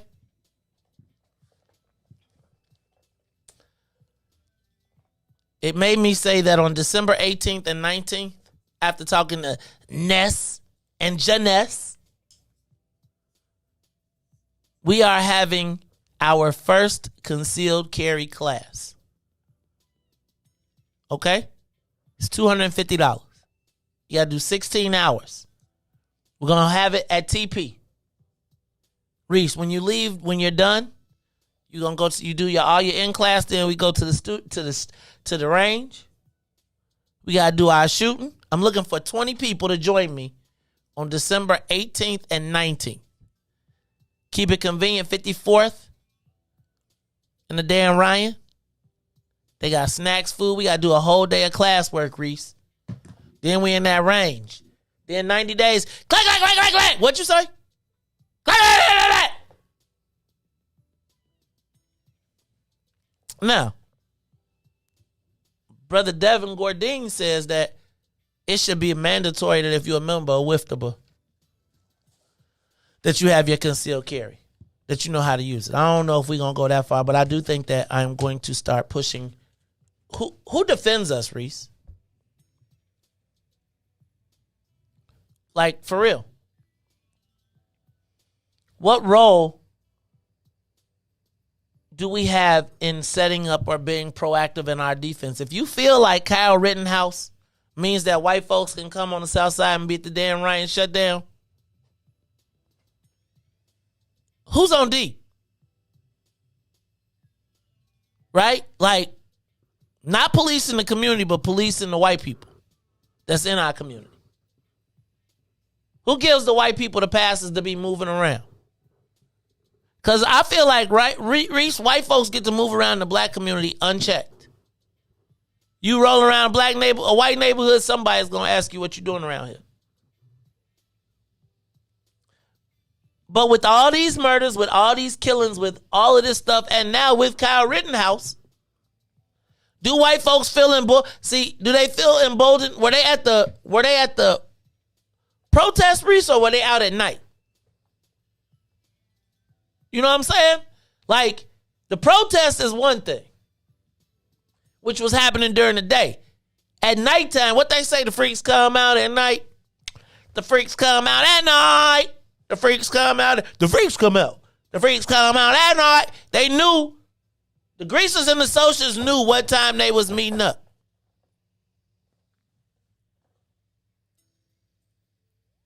Not low-key. I am a 90s hip-hop head. Songs be running through my head every time I talk. I could tell y'all I got a song for everything. But Riis, I gotta ask you, man. Riis, you got your CC? You gonna take the class with us, Riis? I'm trying to get. I can't.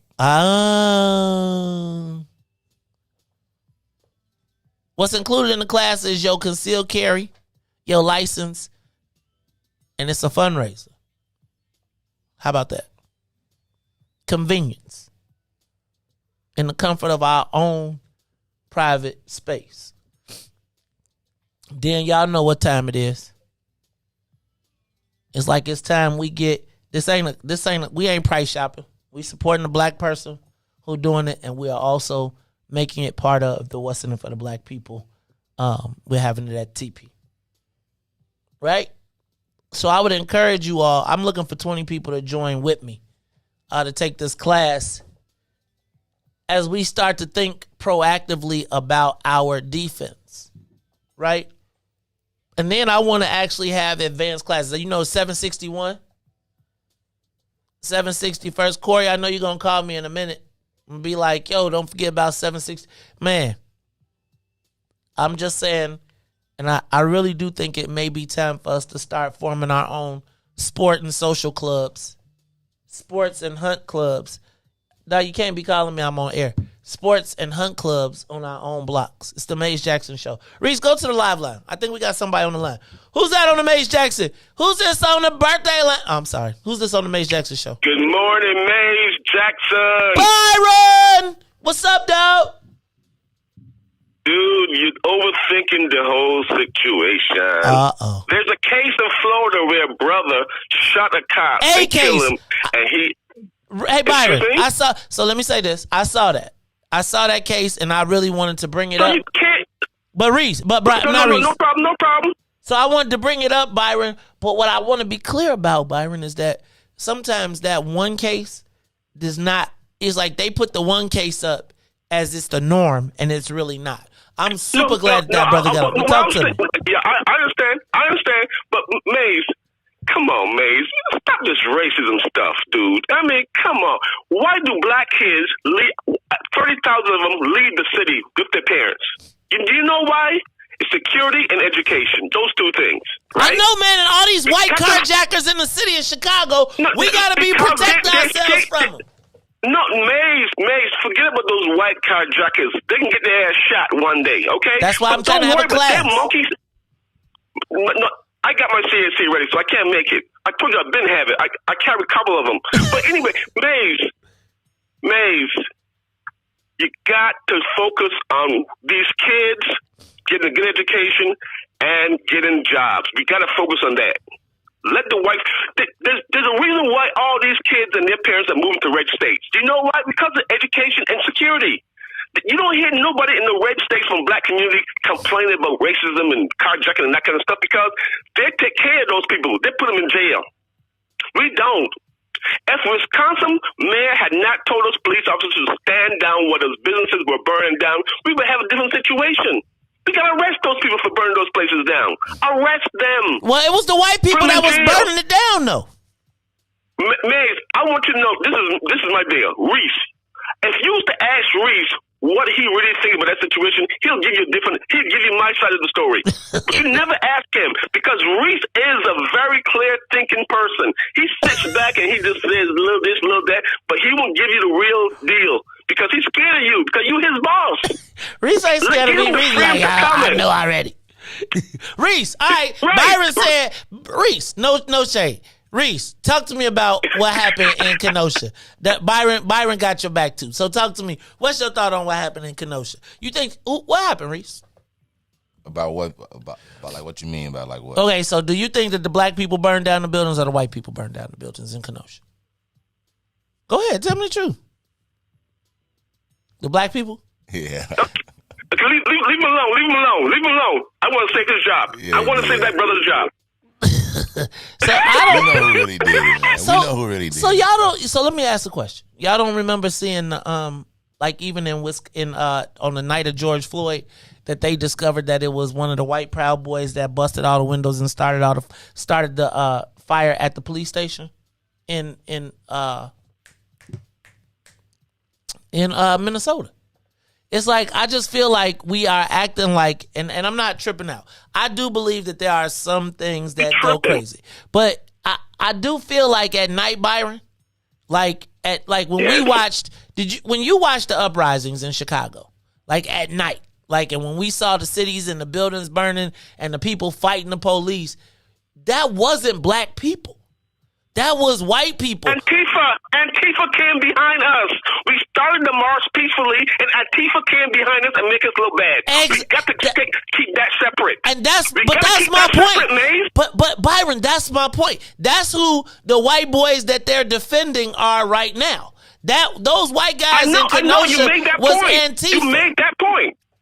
Right, exactly. But don't lump us.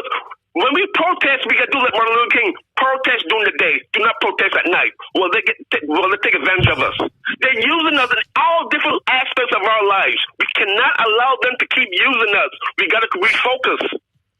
Okay. And that guy Riis there, he knows about Trump. Most brothers are going to be voting for Trump in 2024. He knows it. He's not going to tell you that. He told you already he would have voted for Trump. But a lot of his friends are going to be voting for Trump in 2024. But he's scared to tell you that. We all scared to tell you the truth, Maze. You keep going up for this racism stuff. Forget that. We got to focus on jobs and education for our kids. Man. All right, Byron and Riis. We're going to do the Byron and Riis show. Byron, come on down here. We should do Byron and Riis. Like, that would be good. Like, young and old. Y'all do. Riis might get a big head if he got 2 shows. Right? But I'm going to tell y'all, that might be a good conservative black talk show. We need that in this world. Look, y'all, this is the Mace Jackson Show. Thank you to everybody from WBGX 1570. We probably missed y'all already, but thank you for tuning in. Give us a call, 872-259-7474. Riis, you go ahead and do some news, traffic, and weather. We're going to play. When we come back, I'm going to do terrorism. Then you'll do the intro. It's the Mace Jackson Show. We'll be back. The Mace Jackson Show will be back after this break. WIIFTV-PM. Oh, man. They done messed around and gave New Era Chicago their own radio show. What they do that for? You done messed up! So what we doing, bro? Man, we talking about power. Did you say power? Not rights and equality, but power. We ain't begging, we building. In that order, Chicago, and we got dope segments. Hey, yo, sis, holla at them. Peace and love, family. It's Sister E of New Era Chicago in the building, dropping the statistics, holistics, and of course the ballistics. Good for the mind, body, and the soul. Let's get it, family. And this your boy D Cook coming with straight facts. If you don't know, now you know. And this is your other sister, Omo Oya Music, coming in peace, love, and light, getting real with my people so we can quit with the bull spit. And this brother E, and I'm gonna wrap it up with the power surge. Listen, this going down every Wednesday night, 5 to 6 p.m. Tell a friend to tell a friend. It's the Black Power Hour, New Era Chicago Radio on What's in It for the Black People Media. All power to the people. All power to the people. All love it. Yeah, I love being black. And now, traffic and weather. Good morning. What's in it for the Black People Media family? The time is now 8:05 a.m. and I'm Riis the Ruler with your Chicagoland area sports traffic and weather update. In sports, the Chicago Bulls will win 109-103 against the New York Knicks. The Chicago Bears lose late in the fourth quarter, 16-13 against the Baltimore Ravens. But the Blackhawks shut out the Canucks 1-0 to win in hockey. Over the traffic on the Kennedy, O'Hare to the Loop is 51 minutes. Outbound to O'Hare is 19 on the Edens. Inbound from Deerfield to the Exchange is up to 50 minutes. Exchange to Deerfield will be 28 minutes. On the Eisenhower, Thorndale to the Loop, 57 minutes. 38 minutes back out to Thorndale. On the Stevenson is 52 minutes from I-355 to the Dan Ryan and 42 minutes outbound. The Bishop Ford from I-80 to the Dan Ryan is 44 minutes, 36 minutes back out to I-80. The Dan Ryan is 22 minutes to the Loop, 14 minutes back out to 95th. On the Sabo Lakeshore Drive South is still 7 minutes, 55th to Jackson, as well as Jackson to 55th. On the north side of things, Randolph to Bryn Mawr is 8 minutes. Bryn Mawr back out to Randolph will be 11. Today's weather, it is still 27 degrees, but sunny. Today will be a high of 36 with a low of 25. I'm Riis the Ruler. Now here's terrorism live here on the Mace Jackson Show.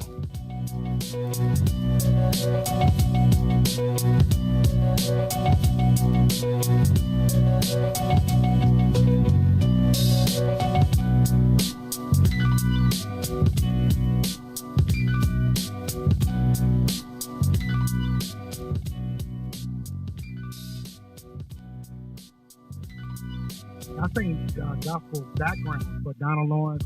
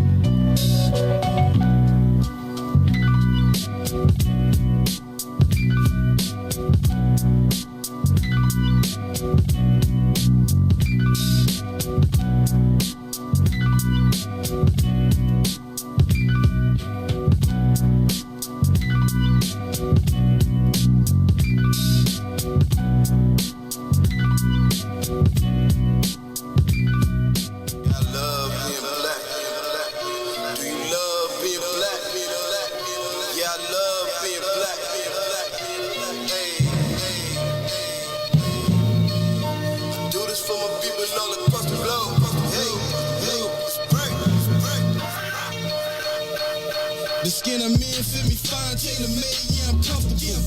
And so it seems I'm still chasing my dreams. They told me, watch my steps, they want to pull the rug from under you. This is transparency, my life 3D. Live every word that I utter, reporting live from the gutter. Where the mind's hard to change, but we don't give up on our brothers and sisters. Cause we all need one another. The time's getting closer, revolution, feel it coming. I can smell it in the air.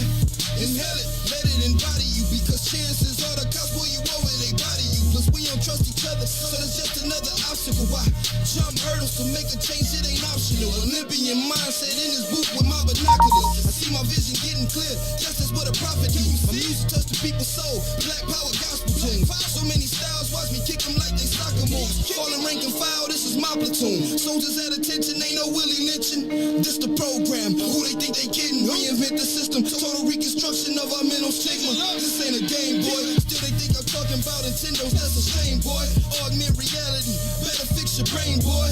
I love my people, hope they love me black. I'm going hard and ain't no holding back.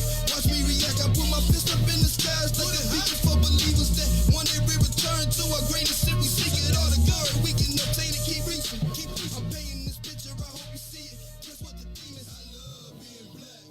We turning up. Today, the Biden administration is releasing what it calls a new strategy to fight domestic terrorism. Following a 100-day review, federal officials are now laying out a new plan hoping to deter, detect, and prosecute domestic terror. To the Capitol waving their flags and looking for smoke. They was out there looking for justice. They was over there looking for votes. Look, Ashley Babbitt was with them and told all the people that nothing can stop us. She clapped through that Capitol window, breaching security, and called a shot, bro. The media say she a veteran. They paint the picture to make her look greater, but she disrespected the same country that she served. That makes her a traitor. They was fighting police, resisting the rest. On God, I couldn't believe it. I guess blue lives only tend to really matter when it's convenient. Hey, these are the times we read into history, all because they didn't get a victory. United States, so contradictory. When you get equal rights, that's a mystery. Politicians, they go like magicians. You know they got tricks up their sleeve. We point out the problems up in this country. You know they gonna tell us to leave. Somebody try to help me understand it. Always seems like a double standard. They be out here leaving us empty-handed for certain rights we are not granted. Look, the media is the culprit when it comes to the comparison. It's when it comes to race, they always changing up the narrative. Terrorism. They call you a patriot, say you a hero. I call it terrorism. And that's on the real. You know what we know. I call it terrorism. They say you a patriot, call you a hero, but I call it terrorism. And that's on the real. You know what we know. I call it terrorism. They say you a patriot, call you a hero. I call it terrorism. And that's on the real. You know what we know. I say it's terrorism. They say you a patriot, call you a hero. I call it terrorism. Man's favorite part right here. We just out here trying to get our reparations. Wicked out here hesitating. I'm out here trying to keep our peace, so I keep meditating. The media make us look bad, they taint our reputation. Looking so sad, it's so sad that COVID caused it so sad. You claim you co-patriotic, but you ain't wearing your mask. You out here wilding with your MAGA flag, just showing you wanna be part of some type of revolution. So, hey, look, you talk revolution and constitutional rights, homie. We forgot about back in the days when all of the business was whites on it. Yeah. George Floyd got justice. Juneteenth got much respect. They made it a national holiday, man, it's all good. They giving out all of these vaccines, putting it in you like caffeine. Was it all in the part of the plan? I bet money like DraftKings. Land of the free, home of the brave. 7676. We wasn't free to 1865, so we wasn't part of that. And that's just terrorism.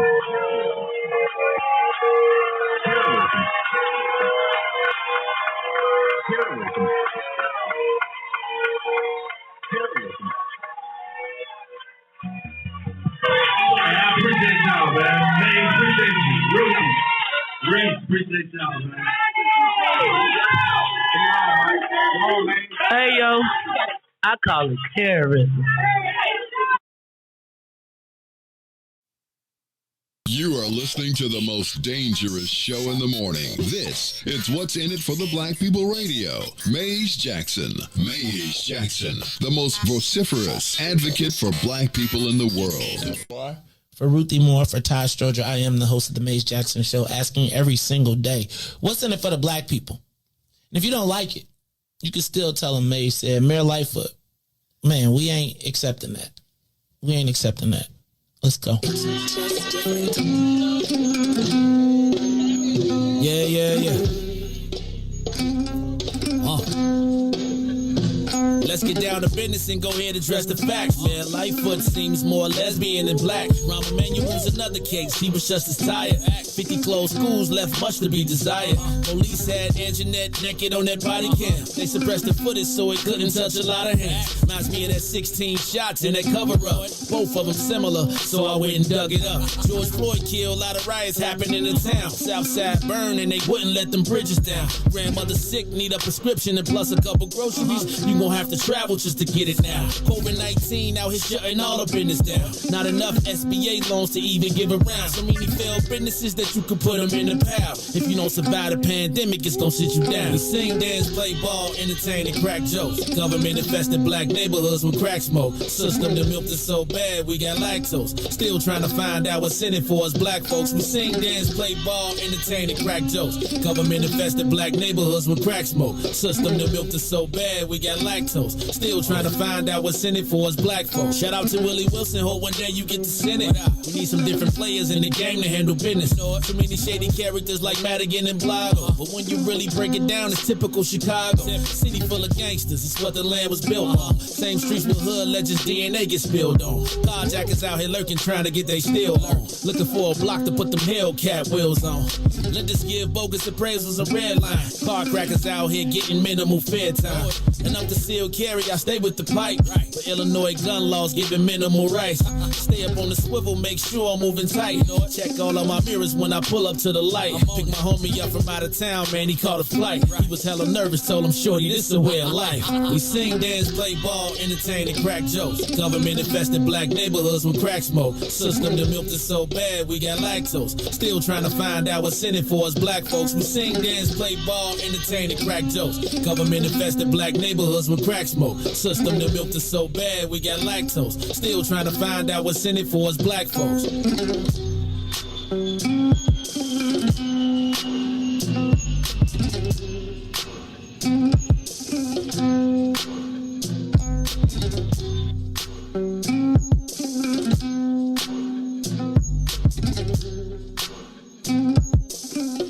Wake up, Chicago! Wake up, world! This is the Maze Jackson Show. I'm your host, Maze Jackson. Got my man DJ Riis through in the building. Riis, we got videos, dog.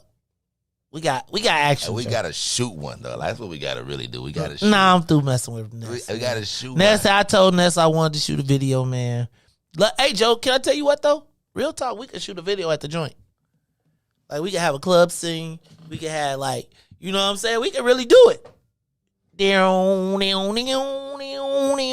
I got the vision for this song can be so. Oh, now you want to be the director, huh? Oh, let's see. It's like you could be the director. I just gotta get EP.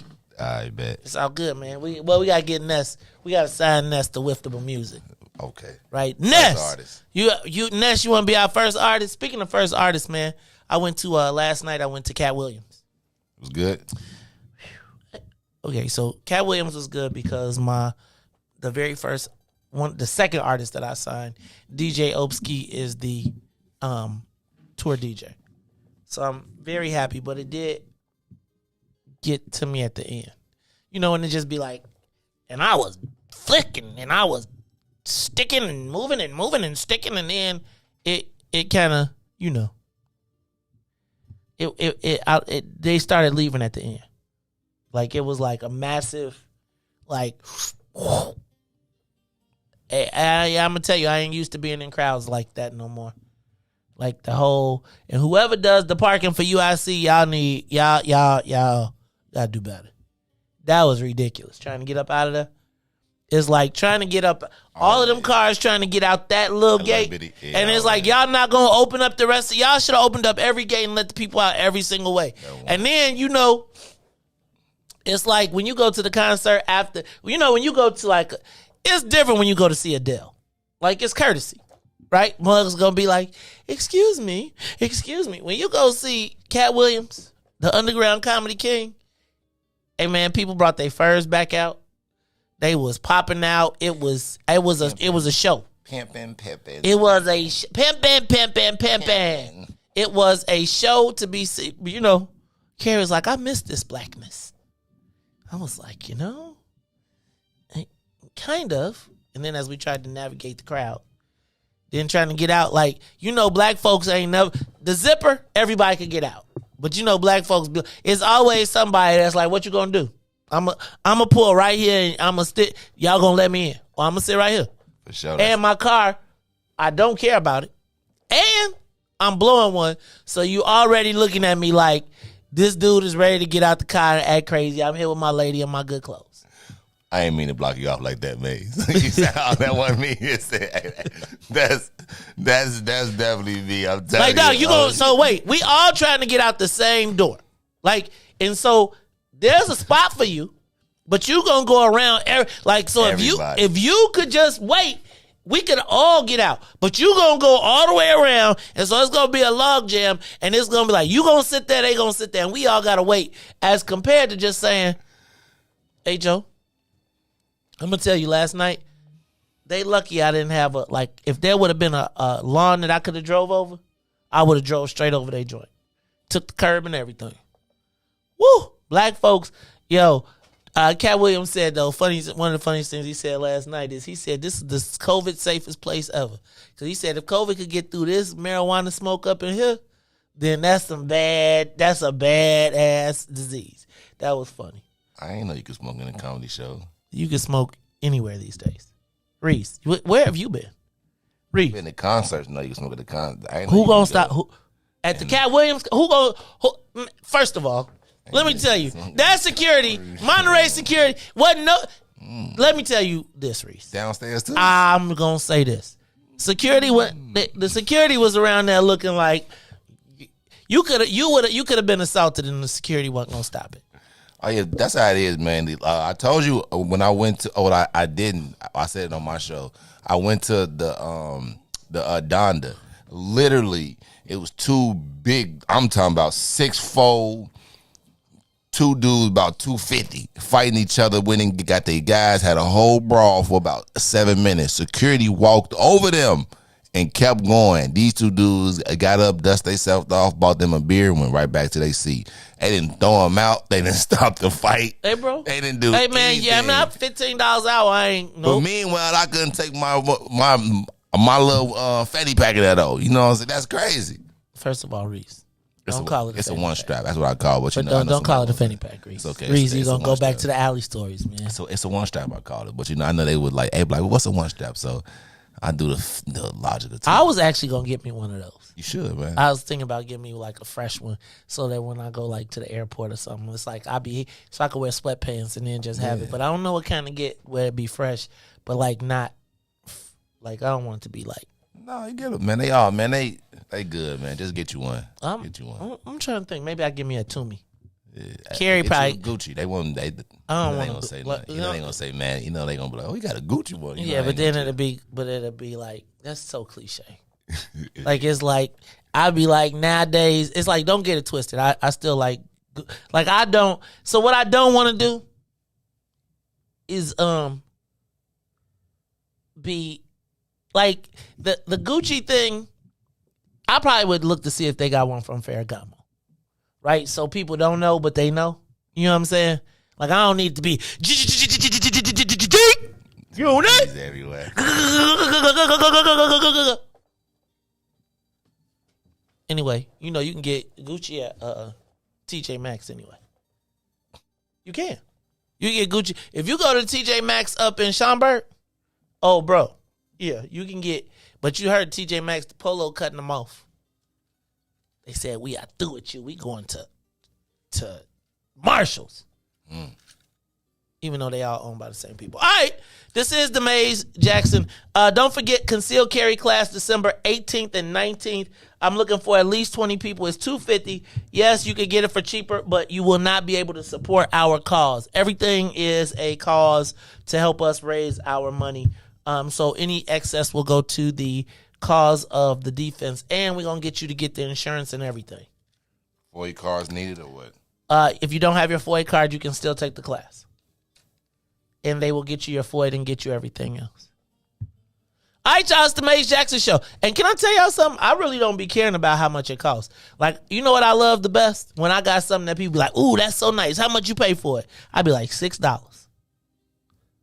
You know how some people be like, man, I paid $10,000. I'd be like, you like it? You'll never guess. I got this for $6. That's the best. It's not the best when you I paid $10,000 for it. I'd be like, it don't look like it. Whew. Man, can I tell you something, bro? So some of y'all with this Louis Vuitton stuff and this, like, I be wondering, Riis, where do y'all work at? Like, I've been seeing some of this stuff. I be like, where do y'all work at? Or is it Boosters? Because, Lord have mercy, Jesus. Boosters, card crackers, it all depends.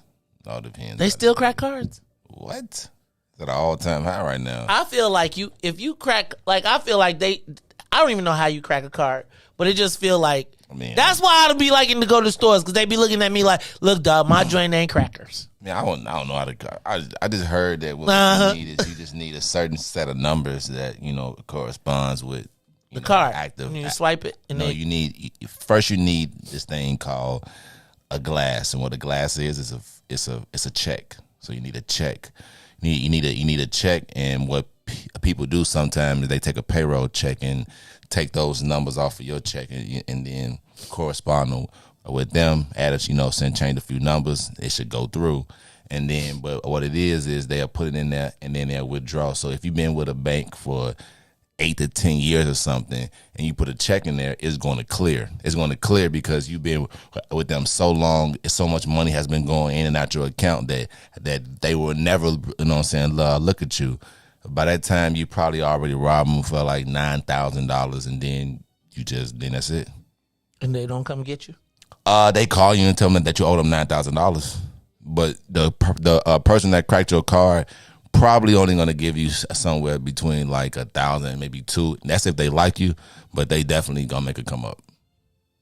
They gonna tell you, hey man, I can crack your card for $3,000. Now that first $3,000, I'm gonna give you $1,000 out of that $3,000, but the whole time is they gonna put another check in there, and then it's gonna keep going. So the person is gonna keep putting checks in there until they stop it. It's gonna clear. That's just what I heard, though. That's not from experience. That's what I heard. Whew. All right, y'all. Just want to make an honest living and be rich. If I have to, that's why I ain't cash apping none of y'all. I be chat to watch y'all now. I mean, they can crack a card from anywhere. Like, I've been at the ATM and they put the little box in your card. That's why if you ever go to like the ATM, before you put your card inside the ATM, always pull out the little port. Like, always try to see if it's a black box over your ATM's thing, because people use them for like card readers. So as soon as you enter your card and your PIN, it's a digital database that steals all your information on there, and then they just gonna swipe it off your card. They gonna go and make a dummy card with your same stuff, and then just go to your bank and withdraw all your money off of it. So it's a lot of ways to really crack a card, man. The devil is so busy. Can we put that towards black people power? Like, I gotta tell you, man, black people are the most, like, they have cracked it. They have. Come on, man. Black people, if it's a hustle. I'm saying, can we put that ingenuity of hustle to make Wakanda? You right. Can we make black Wakanda? Because I'm telling you, man, I was watching this video. This brother was making a steak in jail with an iron. And I was like, that looked like you could eat it. He had salt, pepper, garlic. He was hooking it up. He was taking orders. That's how they make grilled cheese and all that. You just put the iron. This is what I heard again. You just put the iron on it. It's hot, it's heat. What's the difference? Well, I guess you ain't gonna iron no shirt with it, so you ain't gotta worry clean about that off too. It's all the same thing. You just wash it off. That's how you make a grilled cheese. I put the two bread on there. I clean it off from what I heard. And you just put it on the top, and then it's the same thing, same exact thing. What's the difference? Do you steam it? Do you hit the steam button? Nah, you don't want to steam it, because then you make your bread soggy. There you go. See, you got it. Lord have mercy. Hacks by Riis that he heard about, not that he knows. I only heard of these things. I'm a great listener. All right, Riis. Oh, y'all. So, the McDonald's CEO. Last week we talked about the McDonald's CEO, and he had a meeting with black pastors, in which in case you aren't familiar, the black pastors had a meeting with Reverend Willie Wilson and a group of pastors. Willie Wilson called in to us last week, in which the pastors said that they had looked at his heart and had forgiven him, right? Riis, I told y'all that was strategically not the smartest move, right? I recognize, so can I start here? I recognize black people are tired of, for lack of a better word, some of the ratchetness that exists in our community. However, that ratchetness tends to be showcased, and that ratchetness exists for white folks too. I just want to be clear. We tend to think that it's only us, but that's really because that's only us that gets showcased, right? So when you at the worst point in your time in your life, they take a picture of you with your hair uncombed because your kid got killed, and then you start to believe these stories. You know who's really good at making me really look at this? Even though she be driving me crazy sometimes, Ready Rock, right? In that every time, like, you want to go in on black folks, she be like, yo, y'all white folks do all the same stuff, and they don't be on TV talking crazy about each other, right? I'm starting to get to that point where I start to understand that, especially after I got carjacked by the white boy, right? Who I was like, oh, you dirt. I didn't want to go through all that, but I'm just telling you. So, and I would tell you that part of when I was thinking about why the white boy got the jump on me, Ready Rock was playing in my head, right? Which is, you know, you always assume the worst for your own people, but not really for anybody else. There's no way in the world that the McDonald's CEO probably does that if it's a white family. He has some empathy if it's a white family. But I gotta say, I don't feel like, remember I used to tell you we don't need to bring a rope to a lynching? I feel like we have more empathy for the McDonald's CEO and the trouble that he's gotten into than the sister that lost her child. We don't know her either. And y'all need to watch Ozark too, so y'all can get a better sense of white people. But Riis, I was thinking about this whole McDonald's CEO, and I was saying that to me, there was an opportunity to extract from him. Not, what do they say? Never let a good crisis go to waste. I felt like that McDonald's CEO understood what his real issue was the crisis of public perception that the CEO of McDonald's could be perceived as an insensitive racist, who the McDonald's CEO, who we would never really have the opportunity to have a conversation, a real frank conversation regarding blackness, etc. There was an opportunity to empower the black McDonald owner-operators. There was an opportunity to get some justice for those black people, those black McDonald owner-operators who were saying how McDonald's processes were racist to them. But we gave it up for a prayer. We gave it up for a prayer. Riis, this morning I opened the Chicago Sun-Times, and there was a 2-page spread from Byron Allen and Byron Allen's media company. And you know what he called for, Riis? He called for the McDonald's board of directors to fire the CEO for racism.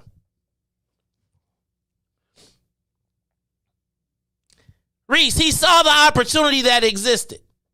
It's opportunity.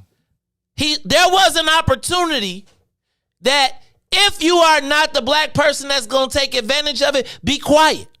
But you don't need, when black folks feel the need to defend, again, Kyle Rittenhouse and the 2 white boys, we feel the need to defend the white CEO to, like, he ain't, for whatever you feel, whatever we feel like we get for him being able to say that about us, he don't love you no more. And so sometimes we got to know enough to just be quiet. Let the people do their thing. Let the people who are in that business do it. But when he can pick you and say, look, and line up, which is essentially what he did with the preachers. Let me line some people up to say, I'm not really that bad. Hey, brother, you might not be, but you run a multi-billion-dollar corporation that ain't been friendly to black people all the way around. So now that we got your attention, but you know what we did? We gave it away. Meanwhile, Byron Allen I'm going to find it and I'm going to post it, Riis, because Byron Allen teamed up with Bobby Rush, the U.S. congressman, and took what was a local issue and are now leveraging it for national power. Meanwhile, the black folks said, okay, we're going to give you a pass for hamburgers and Happy Meals. And now the McDonald's corporation is about to have to pay to Byron Allen. So here we are with one of the largest corporations in the world on the ropes. We give them away for a prayer, and then I open up the paper today and see Byron Allen got a 2-page spread in the Chicago Sun-Times. Where does Byron Allen live? No shade to Byron Allen, because he saw what we did. Let's take a quick break. We'll be back after these messages. It's the Maze Jackson Show. We'll be back.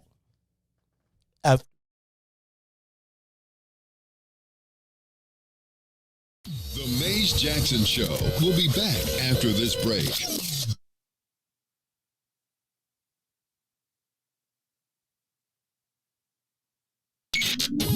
WIFTV-PM. If you're a business professional, have you ever wanted to multitask on your way to an important meeting instead of navigating through traffic? Fellowship Fleet Limousine and Bus Company is your solution for chauffeured ground transportation. Our company provides sedans, SUVs, stretch limousines, vans, and buses for corporate travel, airport transfers, and group shuttles. If you're a corporate travel manager, individual business professional, event or meeting planner, relax. Let us take the wheel. Visit fellowshipfleet.com to book right now. I love being black. Do you love being black? Yeah, I love being black.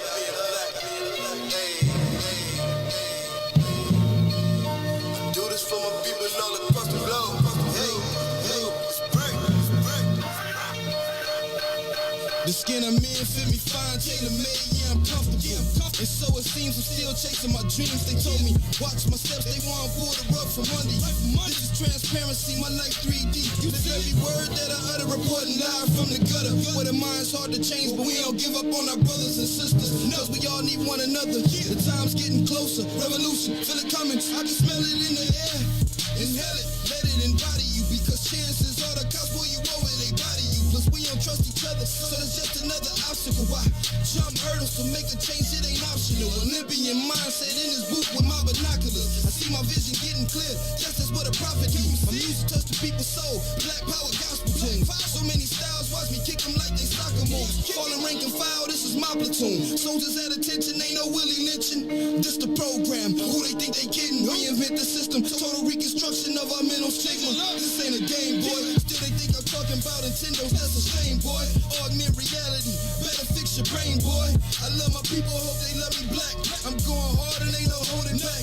Watch me react. I put my fist up in the skies like a beacon for believers that one day we return to our greatest sin. We seek it all the glory we can obtain it. Keep reaching, keep reaching. I'm painting this picture. I hope you see it. Just what the theme is. I love being black. We turning up. I love being black. Say it loud, man. I love being black. One more time. I love being black. Hey. Well, how about you? Done sing these tunes too? Customize for you a little something you can groove to. Feeling good about yourself. Melanated mood muse. Always service humble pie. We don't care about who's who. Light brown or dark skin. This right here's for you too. We are the gods of the earth. Living proof truth. Say it loud if you black and proud. I salute you and that's a fact. Where you at? Let me hear you say it back. I love being black. We turning up. I love being black. Say it loud. Man, I love being black. One more time. I love being black. Hey. Super melanation, renovation of our databases. Gotta fix the trinity to make it past the matrix. There's a rabbit in the hole. Your decision, you gon' chase it or just shove it for complacency. Here's your motivation. Black power in your veins. Up to us to build a nation. European mental detox completely we erase it. Cause you can't keep fighting over old information.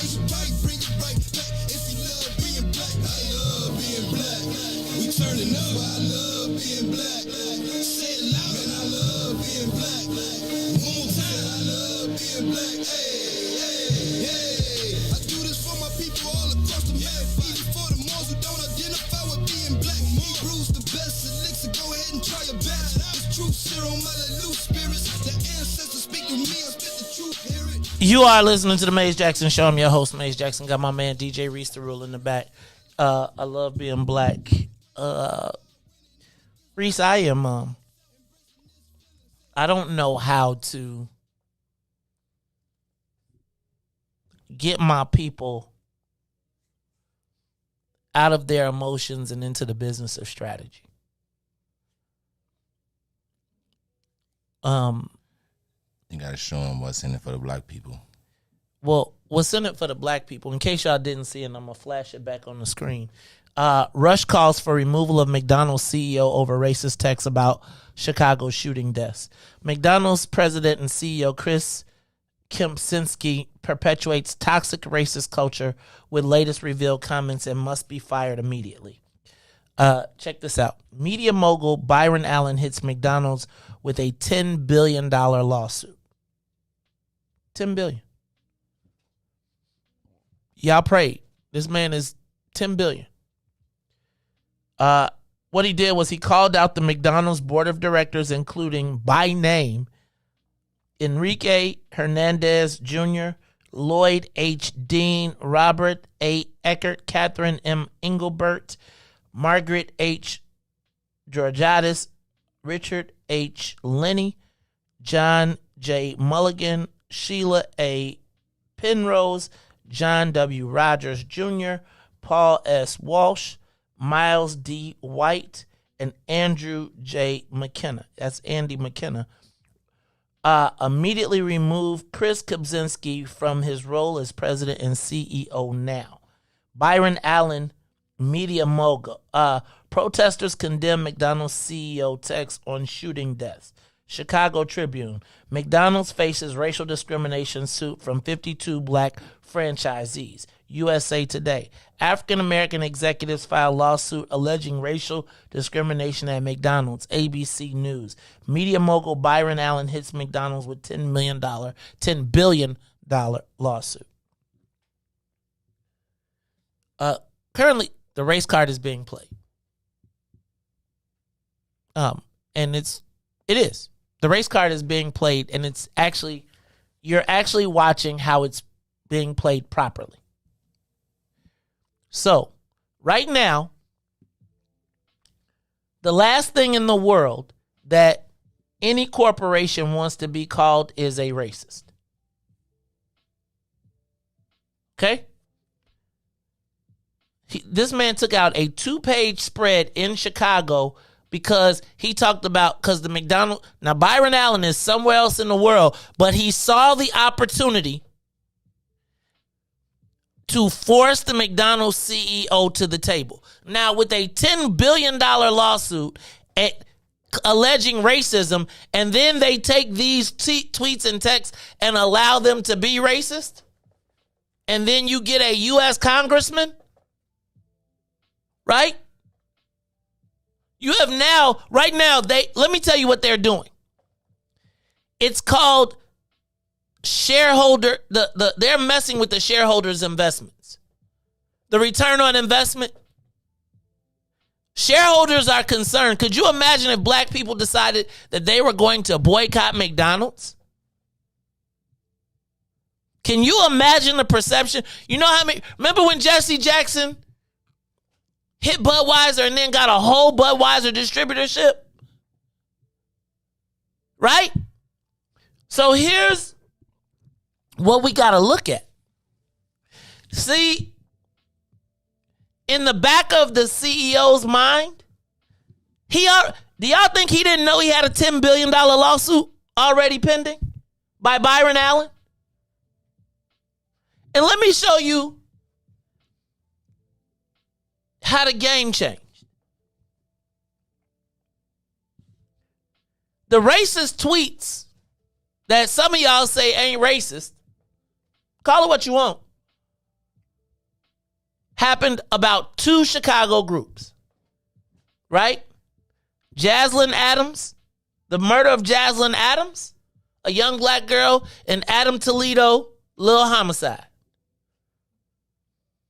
Right?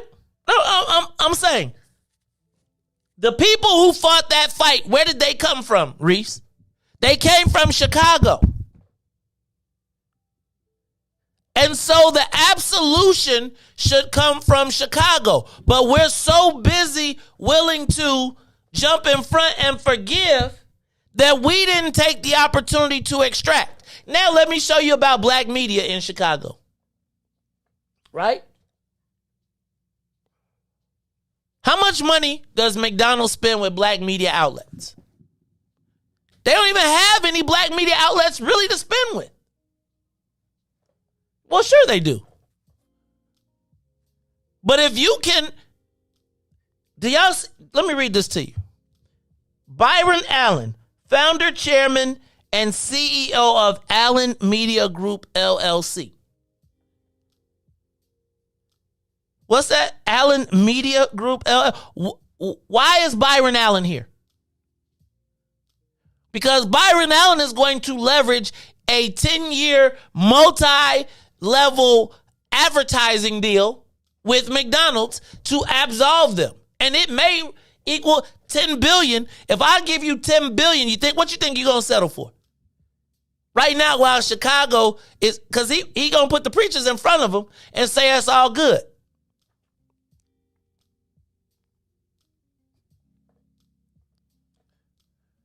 It's so crazy to me, right? Like these corporations, like right now, y'all could have interjected. Somebody could have asked McDonald's what was their role, where are they at on reparations? How much of their foundation came from or benefited from slavery? I don't know. How many of their suppliers? How many of their vendors? You could force a different examination of them. Now, I understand we want to call ourselves out. But can you please tell me, when would we have ever had the opportunity to put McDonald's on the table? And I don't think Jesse's MO was wrong if he would. I'm not going to speak on what he did with it. I'm going to say that you leverage the people when you got them at the table, but our problem is our leveragers leverage for themselves and don't leverage the people in. So that's essentially what Byron Allen is going to do. Byron Allen is going to be able to swoop in and take our lunch from this seat, definitely pun intended.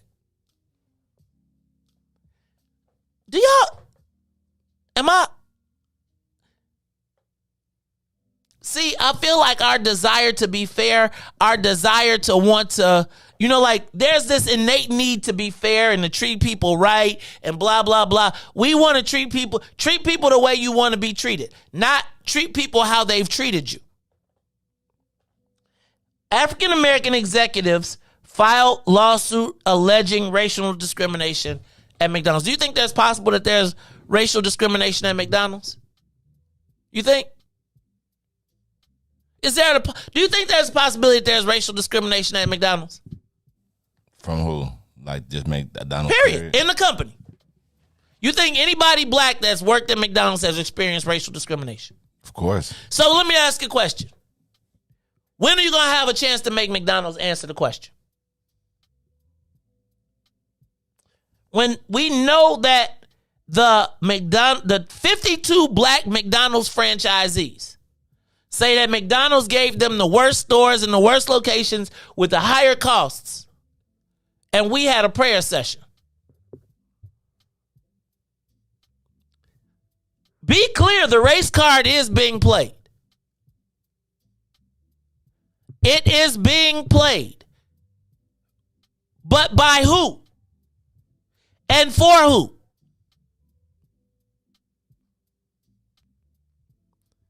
Think about 52 black franchisees and we saying Chris is okay with nobody talking to the 52 black franchisees.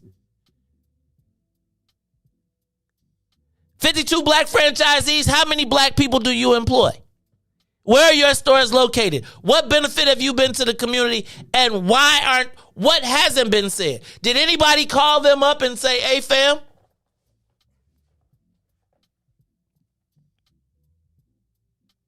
See, our desire to be fair to everybody else, we are willing to throw ourselves under the bus to be fair to everybody else.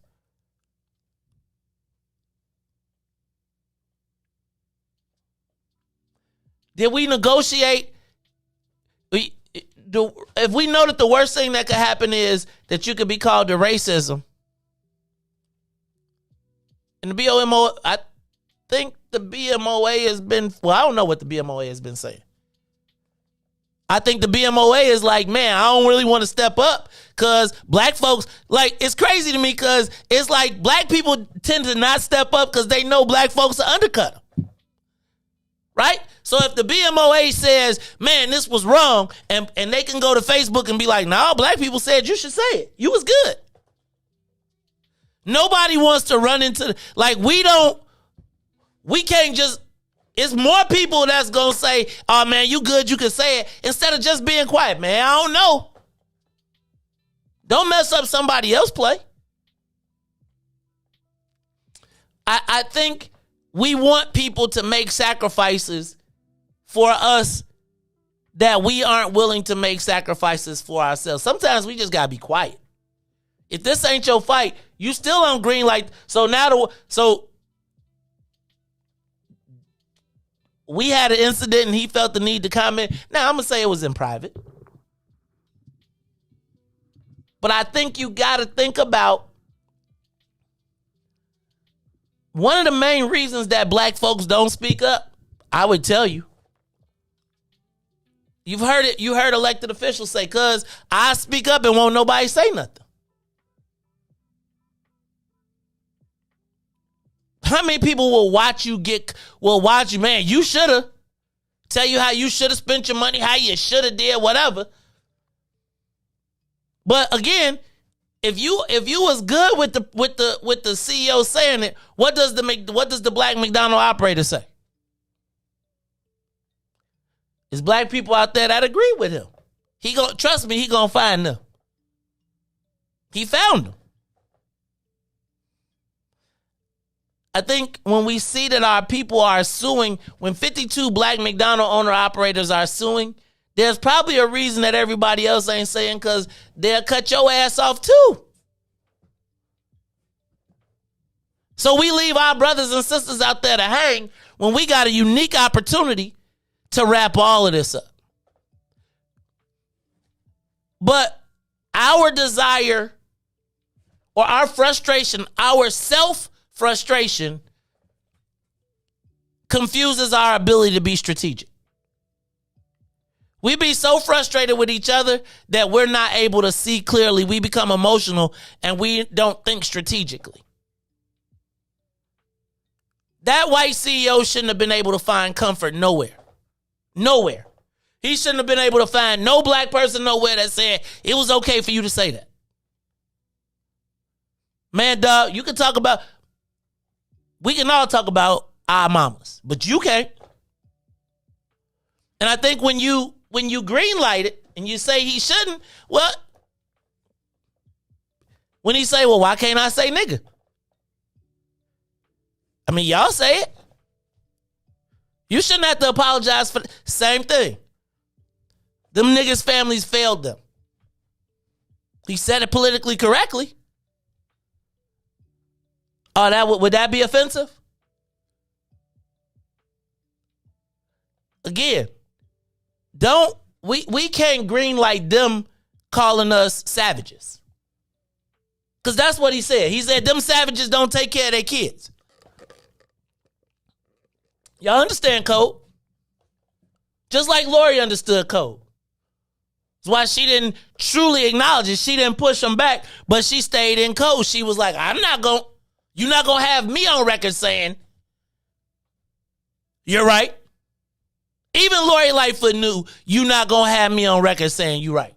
I might agree, but you won't. You not finna have a morning show talk about some. Even Lori got it. I need for y'all to understand, man, this game, we have to take advantage. This is why I feel like I got to teach somebody the dark arts. Because realistically, Riis, I think black people just truly in their hearts and souls want to be loved, and they hope that by loving or latching on to everybody else, that something that we do somewhere is going to make us worthy of being treated fairly. We hope that the McDonald's CEO one day will acknowledge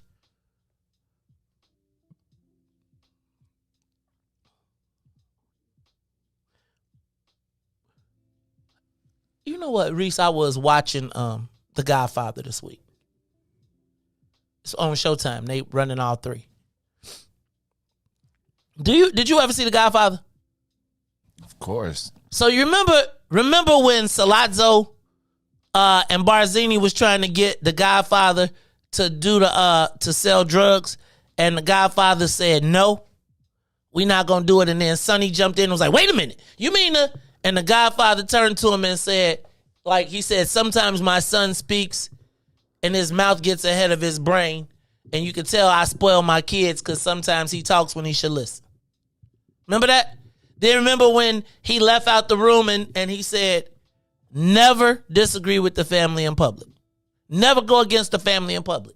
Never go against the family, Fredo. Never go against the family in public. Never let the people know what you're thinking. And never go against the family. Some of us get pride in being able to say we went against the family.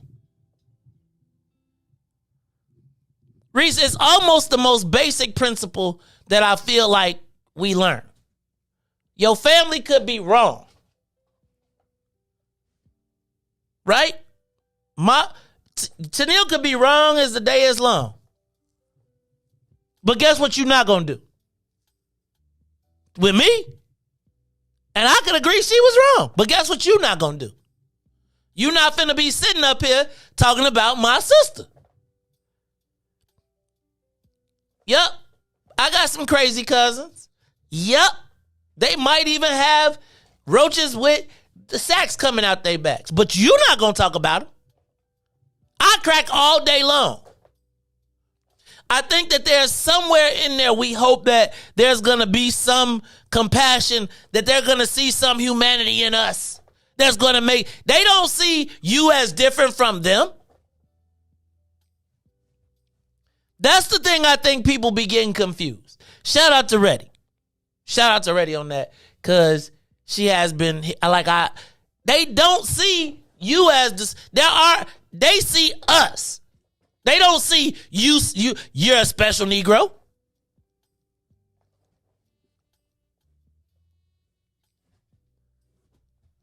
In that movie, it said, give it to the colors, give it to the blacks. They're animals.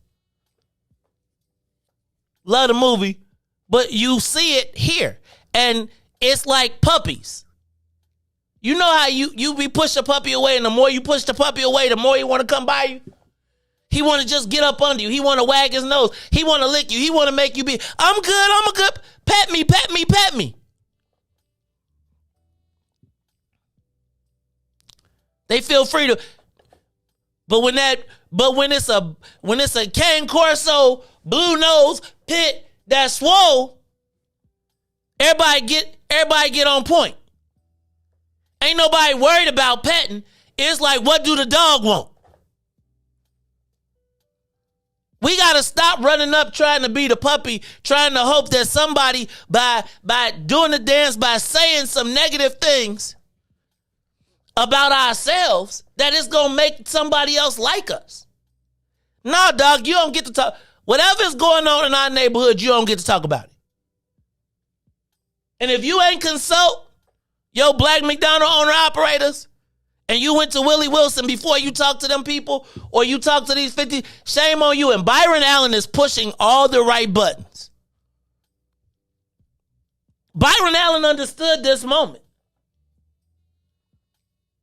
That's why he put a 2-page, where's Byron Allen from? And how come he got a 2-page paper? Because he did what y'all didn't do. He saw what we did. We got him on the ropes. Put the whole $10 billion in there now. And guess what? if the CEO gets fired, guess what's going to happen with the new CEO?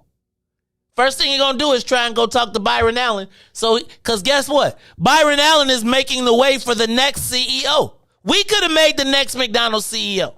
If y'all forced him out, then guess what? The next man up is thankful. He got, you know how, Riis, you ever had somebody like quit that you liked, but like when they quit, you get a better shot? So you kind of got to be like, damn, I'm sorry this happened, but I'm going to take this promotion. That's exactly what would happen with the next CEO. The first thing the next CEO's job would be to do is to kill all of this stuff. Stop, squash all this. I'm not him.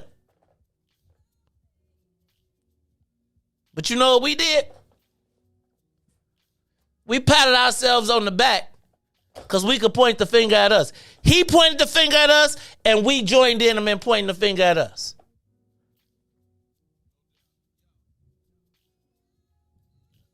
I don't know, man.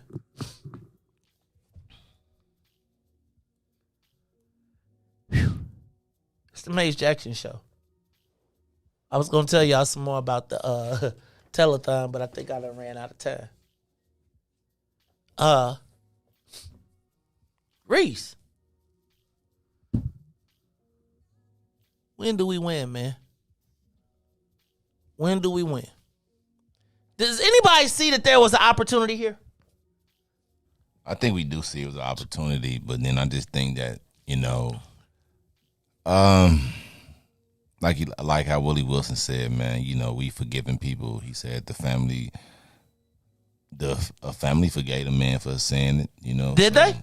Did we hear from the family? Okay, well, so then we call him Willie Wilson a liar. I'm not calling him a liar. I'm saying I didn't hear from the family. Well, Willie Wilson said he talked to the family, so he said that the family forgave him. That's why he forgave him. He said he talked to the family. They forgave me, forgave him, and like it definitely was an opportunity, but I just think some people did feel like he really didn't say something like really, really offensive, but he said something offensive. Like he really just said, "Get your kids." All I'm saying is,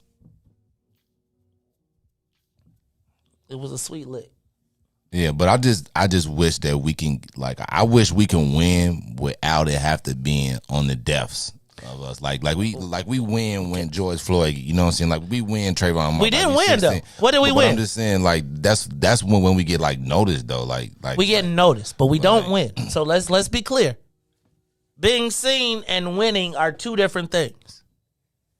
And I think that's sometimes, like, I think that we hope that we'll be seen and confuse that with winning by being on the same team as the guy the McDonald's CEO is only going to elevate you as long as he got this challenge. And once it's gone, you gone. I do think that it's unfortunate that Black Death, we have to capitalize on Black Death, but it's like everybody else does. And quiet as it's kept, we still don't know what the terms of remember when I asked, how do you get a pass? Of course you got to pay some, you know what I'm saying? Of course they got some money. Look, y'all, this is the Maze Jackson Show. I'm your host, Maze Jackson. It's my man, DJ Riis the Ruler, Mr. Business in the front, party in the back. It can be bought, Maze. It can be bought, man. Came over here when we got off the ship, we was bought, and that's all we know. First time we got here, the very first thing they did, they ordered us up and they sold us. We've been on sale since we got here. Well, can we get a better price? Could we get a better price? First, we got to start negotiating it. The white man still negotiating our price. But I'm saying we be busy. We be cutting ourselves out of negotiation. I'll pay less. Nope, we're not. We're not. You know what? Them Negroes over there are less valuable.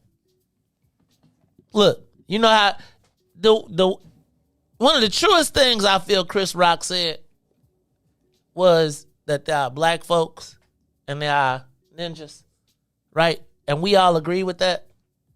Not we all, but a bunch of us did. Hey, Riis. It seems like, though, we now are letting the white people say it and agreeing with the white people. It just can't work that way. Look, y'all, this is the Maze Jackson Show. I'm your host, Maze Jackson. Got my man, Mr. Business in the front, party in the back. DJ Riis the Ruler. Ruthie Moore will be here tomorrow. We got an action. I don't know if we got an action. Hey, Riis, it's going to be a short week. Actually, might be a long week for you. I was going to actually, along, what you mean? What you about to go out of town? No, I was going to actually ask you, out after, you know. Wednesday we done for the week. But then you got to work. Then do what? You got to work at TP. Anyway, it's the Maze Jackson Show. We figured it all out. It is the Maze Jackson Show. My man, DJ Riis the Ruler. Ruthie Moore will be back tomorrow. Thank you to everybody with the telethon. We're going to continue to put, we're still raising money. So please don't stop. Giving and donating. Look, I am the host of the Maze Jackson Show. So for Maze and Riis and Ruthie and Todd, I am the host of the Maze Jackson Show, asking every single day, what's in it for the black people? And if you don't like it, you can still tell them. Maze said, we out of here. Peace.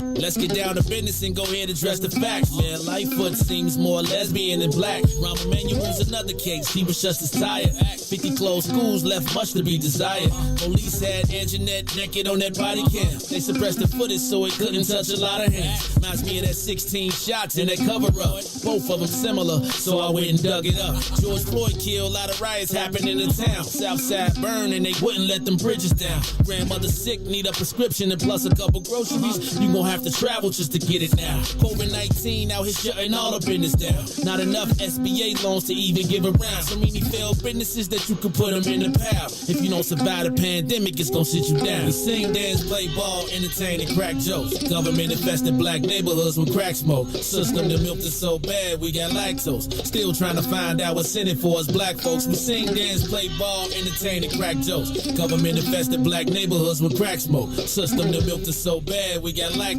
Still trying to find out what's in it for us black folks. Shout out to Willie Wilson, hope one day you get to send it. We need some different players in the game to handle business. Too many shady characters like Madigan and Blago. But when you really break it down, it's typical Chicago. City full of gangsters, it's what the land was built on. Same streets with hood legends, DNA get spilled on. Carjackers out here lurking, trying to get they steal on. Looking for a block to put them Hellcat wheels on. Let this give bogus appraisals a red line. Car crackers out here getting minimal fair time. And up to seal carry, I stay with the pipe. But Illinois gun laws giving minimal rights. Stay up on the swivel, make sure I'm moving tight. Check all of my mirrors when I pull up to the light. Pick my homie up from out of town, man, he caught a flight. He was hella nervous, told him, shorty, this a way of life. We sing, dance, play ball, entertain, and crack jokes. Government infested black neighborhoods with crack smoke. System that milked us so bad, we got lactose. Still trying to find out what's in it for us black folks. We sing, dance, play ball, entertain, and crack jokes. Government infested black neighborhoods with crack smoke. System that milked us so bad, we got lactose. Still trying to find out what's in it for us black folks.